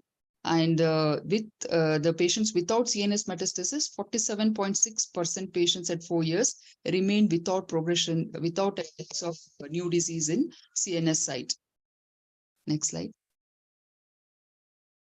So this is a cumulative evidence of CNS progression in the intent to treat population. So what they showed was 9.4% patients over the study period developed CNS mets versus 41.4% of patients in crizotinib who developed CNS events. Next slide. So what they mean by this slide is, though in both the patients of intent to treat population of the crizotinib and alectinib arm, the CR, PR, stable disease was all similar in both the arms. Just we need to focus on the duration of response. The duration of response was maintained at 33 months with alectinib versus 11.1 with crizotinib. So this is what they meant. Though the response rates were similar, the overall response rates were similar, the duration of response was much higher with alectinib. Next slide. Next slide. Yeah, so this is the same depicted as a duration of response. Next slide. Next slide. Yeah, next slide. Next slide. Yeah. So in this slide, the tumor reduction in responders, so they had two subgroups of more than 50% tumor reduction and also more than 75% reduction. What we can see is in all responders, the percentage of more than 50% reduction was about 90% in alectinib arm versus 64% in crizotinib arm. More than 75% was also nearing 44% in alectinib arm and 25% in crizotinib arm. So if you see the patients with CNS lesions at baseline and with measurable or non-measurable CNS lesions at baseline versus without CNS lesions at baseline, the amount of reduction of 50% and 70% remains at a significant higher level with alectinib compared to crizotinib. So in the intent to treat population, 43.7% of the responders treated with alectinib demonstrated a more than 75% tumor reduction compared to 25% treated with crizotinib. Next slide. Next slide. Yeah, so here again, the 5-year survival rates with alectinib versus crizotinib. We have the predicted survival rates of 62.5% with alectinib versus 45.5% with crizotinib. And they had a meaningful improvement in 5-year survival rates. And the year-to-year comparison, what we can see the curves more towards alectinib compared to crizotinib. Next slide. So in all studies, what becomes important is tolerability. So when we compare alectinib and crizotinib with respect to tolerability, all grade adverse events, the serious adverse events, the grade 3 to 5 events, which are more important for us and which affects the quality of life in patients and which we try to avoid not giving them chemotherapy and targeted therapy, was similar with respect to alectinib and crizotinib. Even the fatal AEs, the adverse events leading to dose reduction, dose interruption, and treatment discontinuation remain the same. So what it means is alectinib, though with a side effect profile or the adverse event profile in a similar percentage, but in a different profile as compared to crizotinib was. But then, the duration of response and the response rates was much more compared to crizotinib. Next slide. Yeah, so the most commonest adverse event that was reported with alectinib versus crizotinib. So we had With alectinib, what was noticed was peripheral edema and weight gain, transaminitis, and slight effects on GI with nausea, vomiting, and diarrhea. With crizotinib, the most important and the most commonest side effects were GI side effects, the nausea, vomiting, and diarrhea, and they also visual impairment, neutropenia causing upper respiratory tract infection. So yeah, next slide.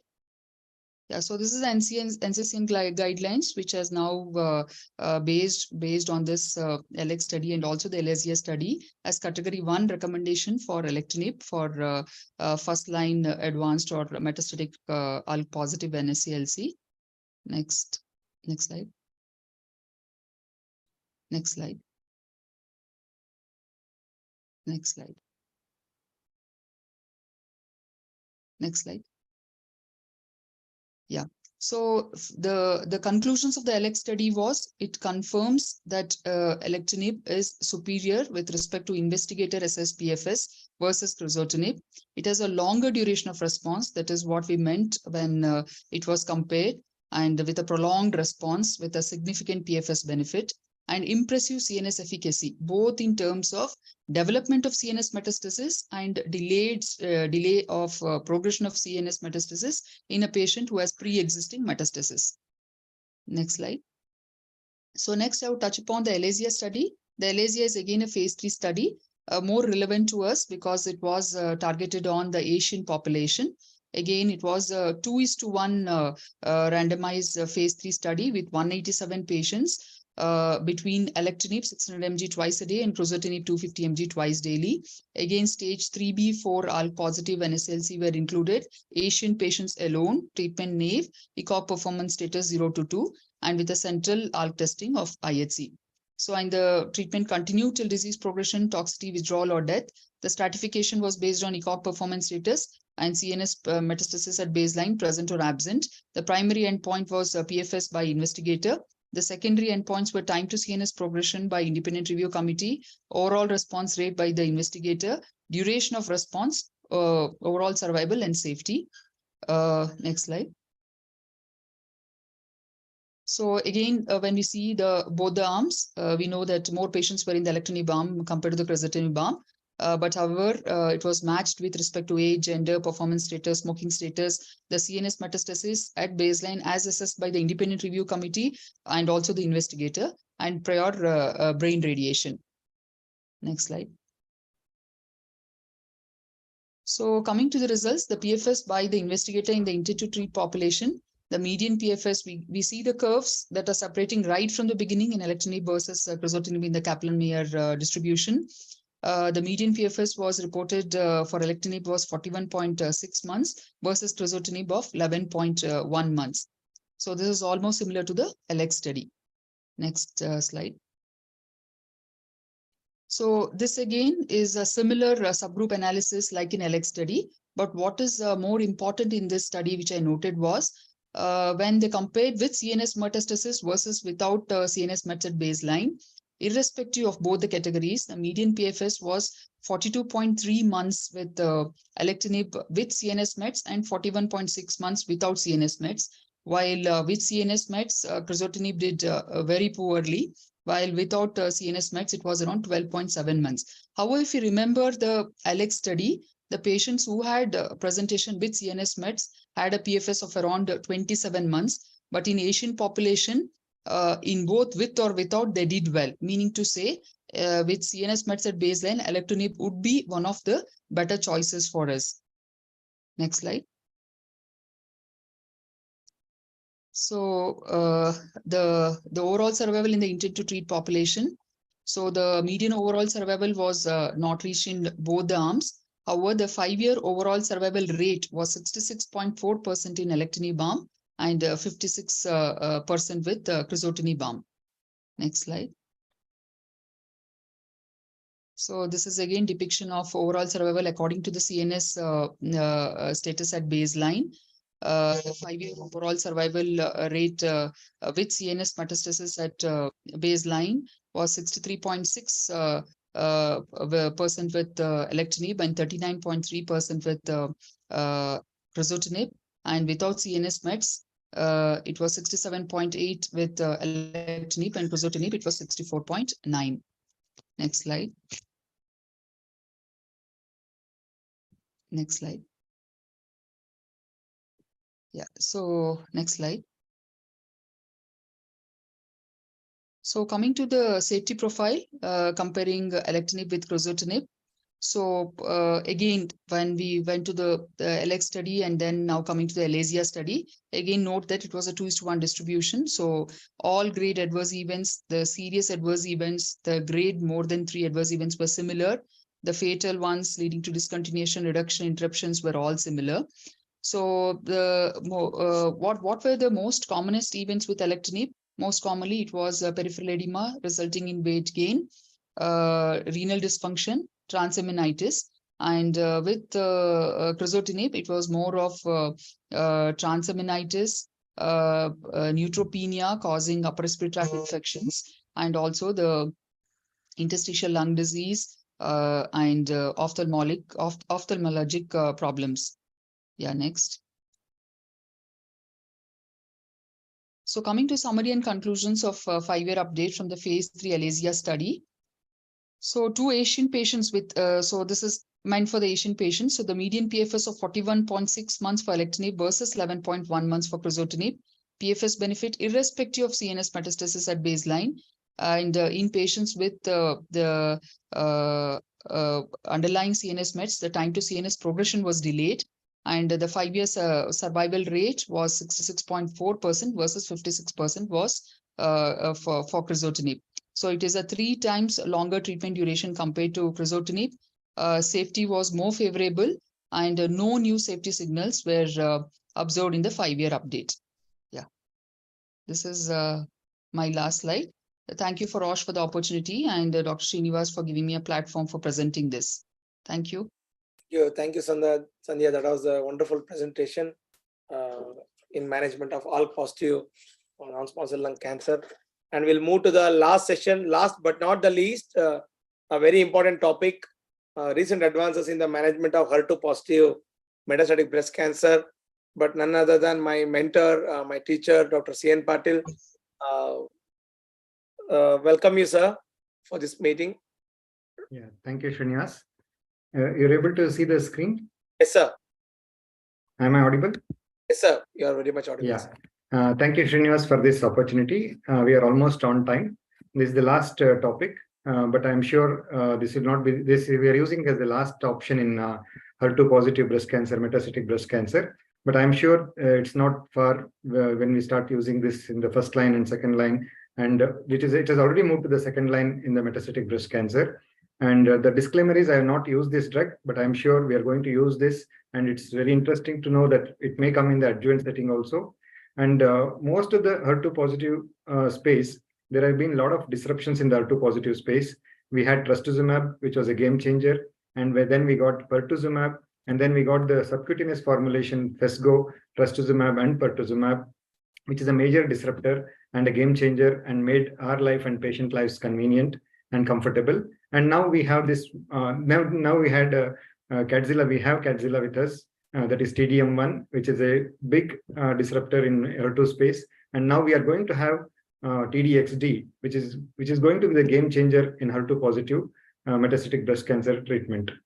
And this is the outline of my presentation, introduction, and what is the unmet need, what we have in second line HER2 positive metastatic breast cancer, and what are the recent advances which have happened, and what is the current treatment algorithm going forward, and the conclusion. So we all know that HER2 positive breast cancer is an aggressive disease, and approximately 30% of all breast cancer cases will become metastatic after diagnosis.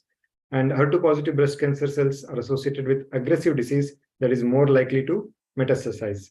And in breast cancer particularly, there have been development in all the spaces, be it ER/PR positive, HER2 negative space, or triple negative space with the development of immuno-oncology, and then in HER2 positive with the development of all the drugs which I already mentioned. And 15 to 20% of invasive breast cancer cases are HER2 positive. So few discoveries have shaken the foundations of cancer treatment, like the discovery of HER2 oncogene. It all started with imatinib in CML, and then we have moved to the solid malignancies, and discoveries which have shaken the treatment. One of the discoveries which have shaken the treatment is HER2 overexpression. And this is the timeline of FDA approvals for HER2 targeted therapies in breast cancer. Trastuzumab came way back in 1998, and we had pertuzumab from 2012, and then we have the subcutaneous formulation of trastuzumab and pertuzumab, and then came Kadcyla, the TDM1, and now in 2019 to 20 we have the introduction of TDXD. This is the HER2 signaling pathway which we are all familiar, and it's a transmembrane receptor. And mechanism, these are the different mechanisms of HER2 blockade, which will not go into detail. We all know all these slides very much. But that when I'll come to the clinical relevance and what we do in practice, there is a lot of unmet need for HER2 positive metastatic breast cancer. What we do in de novo metastatic breast cancer is invariably taxane plus trastuzumab, pertuzumab, if it is first line, if the patient can afford pertuzumab. And then if there is also a recommendation, if in ERPR positive and HER2 positive, if the patient is averse to chemotherapy and the visceral disease is not much and the burden of disease is not much and a slow progressor, we can as well use anti-HER2 trastuzumab, pertuzumab with hormone therapy. And then once they progress after taxane and trastuzumab, pertuzumab, we invariably use TDM1. And TDXD is right now not available with us in India. It's going to come maybe in December or next year. And that's going to move to the second line. Now, second line, we are using TDM1. And what is happening in metachronous metastatic is, in most of the HER2 positive, we are using neoadjuvant anti-HER2 therapy, that is triple anti-HER2 therapy with trastuzumab and pertuzumab. TCHP is the preferred treatment for neoadjuvant setting. And 30% of the patients may not achieve pathologic complete response. And we end up using Kadcyla for them. And if they progress, we do not have any molecule, and TDXD is going to be the molecule. This is the NCCN 2022 metastatic breast cancer guideline. The first line, as I already mentioned, is a taxane plus trastuzumab, pertuzumab in metastatic setting. That's a category 1 evidence. And second line, it's actually TDM1 versus TDXD. So TDM1, we are using invariably as second line in our practice. And TDXD, of course, we have offered to patients with low HER2, HER2 1+, 2+, and patients who have progressed on TDM1. And there we have various other drugs like tucatinib, neratinib, and capecitabine, lapatinib in third line and beyond. So as our HER2 targeted options continue to expand, we have to weigh many factors when sequencing the therapy. So the first line, we use trastuzumab and pertuzumab with taxane. And when they relapse, when they progress with second line metastatic, we know that 1/4 of patients may not receive second line therapy for various reasons. Maybe drop in the performance status or affordability factors, or they are not willing with or fed up with the treatment lines and they may not receive second line therapy. And when we come to third line therapy, 35% of patients do not receive third line therapy. So it is very important and imperative that we put the best foot forward and bring the best drug forward and get a meaningful survival and quality of life. These are the key data supporting the existing therapies in metastatic breast cancer. We all know this Cleopatra trial, where THP became the standard of treatment, standard of care. The comparator arm was TH, and overall response rates were whopping 80%. And there was a clear median PFS and OS benefit, and that became the standard of care in first-line metastatic breast cancer in HER2 space. And second-line therapy from Emilia, we got this TDM1. The comparator arm was lapatinib, capecitabine, which was not a good competitor for TDM1, I would say. And 84% were metastatic, and 44% was the overall response rate. And median PFS was 9.6 months with a delta of 3.2 months and a median overall survival of 30.9 months. So that's the evidence what we have to support first-line therapy THP and second-line therapy TDM1. But coming to this important thing, the median PFS drops by approximately 50%, moving from first-line treatment THP to second-line treatment with TDM1. There is a numerical significant drop in median PFS. And also we know that from evidence that in the real-world evidence that patients who already received pertuzumab may not respond as well to second-line TDM1. So it was second-line TDM1, in fact, was not evaluated in patients with prior pertuzumab treatment. And outcomes for the first-line THP sequence with second-line TDM1 sequence have not been reported from a randomized controlled trial. So available data are limited to real-world evidence and have shown reduced efficacy of TDM1 following pertuzumab in first line. So this is a very important practicing point which we have to note. When we have already used pertuzumab, the TDM1 may not add much to the response rates and survival. So evidence suggests that PFS outcomes for second-line TDM1 are worse in patients who have received already the pertuzumab. So two large real-world Italian studies have evaluated second-line TDM1 from pertuzumab exposed versus naive populations. And you can clearly see here in this diagram that pertuzumab naive patients had 8 months PFS, whereas pertuzumab exposed patients had only 3 months PFS. And the second real-world evidence study, again from Italy, showed that previous patients who were already exposed to pertuzumab had only 6 months PFS, whereas pertuzumab naive patients had a good 10 months PFS. So this is what we have in real-world evidence when they are already exposed to pertuzumab. And as I already mentioned, most of our patients in the HER2 space are already exposed to pertuzumab, either in the neoadjuvant setting or in the first-line metastatic de novo setting. They are already exposed to pertuzumab. So it becomes imperative that we have a better drug which is going to better the results than TDM1. So reduced outcomes with TDM1 after prior pertuzumab may be due to reduced HER2 expression. That's the reason why we are not seeing that good responses with TDM1 after they are exposed to pertuzumab. So this is the recent advance which has happened in HER2 positive space, that is the TDXT, trastuzumab deruxtecan. So this is the mechanism of action of trastuzumab deruxtecan, which we all can go through. And antibody drug conjugate characteristic differences. There are basic differences between TDXD and TDM1. They are not the same. Both are ADCs, but they are not the same. There is a payload of topoisomerase 1 inhibitor in DDXD, and the drug to antibody ratio is 8:1, whereas it's only 3.5:1 with TDM1. And there is tumor selective cleavable linker and evidence of bystander anti-tumor effect with TDXD. This is the famous Destiny trial, which we all know. It's an open label multicenter phase 2 study with all prior TDM1. The PFS was 16.4 months and overall survival not reached. So the median follow-up of 11.1 months. And this is the Destiny Breast 03 study. It's a multi-center phase 3 study, which directly compared TDXD versus TDM1. And patients were unresectable or metastatic HER2 positive patients were previously treated with trastuzumab and taxane.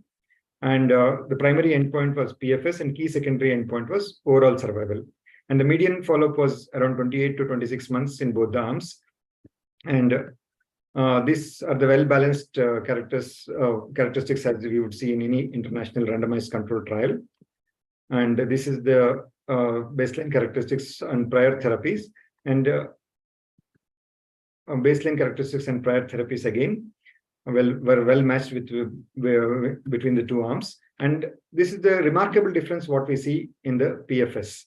And hazard ratio of 0.28, that is 72% reduction. And then median PFS of 75.8 months in TDXD and 34% 12-month median PFS. And median PFS not reached with TDXD and 6.8 months with TDM1. And it was seen in this forest plot. You can see that it has seen in across all the subgroups, whether be it hormone receptor positive, negative, or prior pertuzumab treatment, whether they were exposed or not. And you can see here in 57 out of 162 were exposed to prior pertuzumab treatment, and be it visceral disease or be it number of lines of therapy, previous therapies, with or without brain metastasis, all groups showed benefit with TDXD. And this is the Kaplan-Meier curve of patients with and without brain metastasis, and it clearly showed PFS benefit in patients with brain metastasis. And this is a remarkable waterfall plot, which is dream of every medical oncologist. We see overall response rates to the tune of 80% in TDXD. That's what we do see in some cases of lymphoma. That type of responses we are seeing in HER2 space in breast cancer, 80% overall response rate. And these were the most common treatment-related adverse events, and more than grade 3, grade 4 adverse events were not remarkably high with TDXD, and most of them were manageable, and fatigue and nausea were the predominant side effects, and most of the side effects were manageable.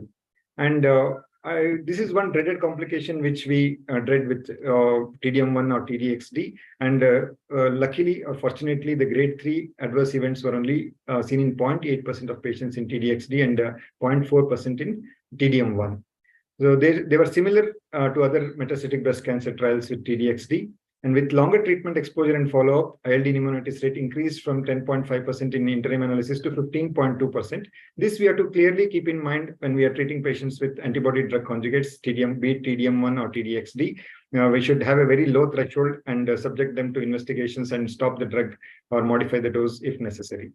So these are the conclusions with TDXD. TDXD demonstrated clinically meaningful and statistically significant improvement in overall survival over TDM1, as well as continued PFS benefit in patients previously treated with trastuzumab and a taxane. It reduced the risk of death by 36%, with hazard ratio of 0.64, and median PFS with TDXD was 4 times longer than with TDM1, and 78.5% of patients experienced a confirmed objective response. There was consistent overall survival benefit across key pre-specified subgroups, as I mentioned in the previous slide. So, and treatment-related adverse events were more or less manageable and comparable. So these are the take-home messages from TDXD, which is going to be a major game changer and disruptor, and which we are going to have shortly in India with us. And it's exorbitantly expensive, but with increasing usage, I'm sure that the cost is going to come down.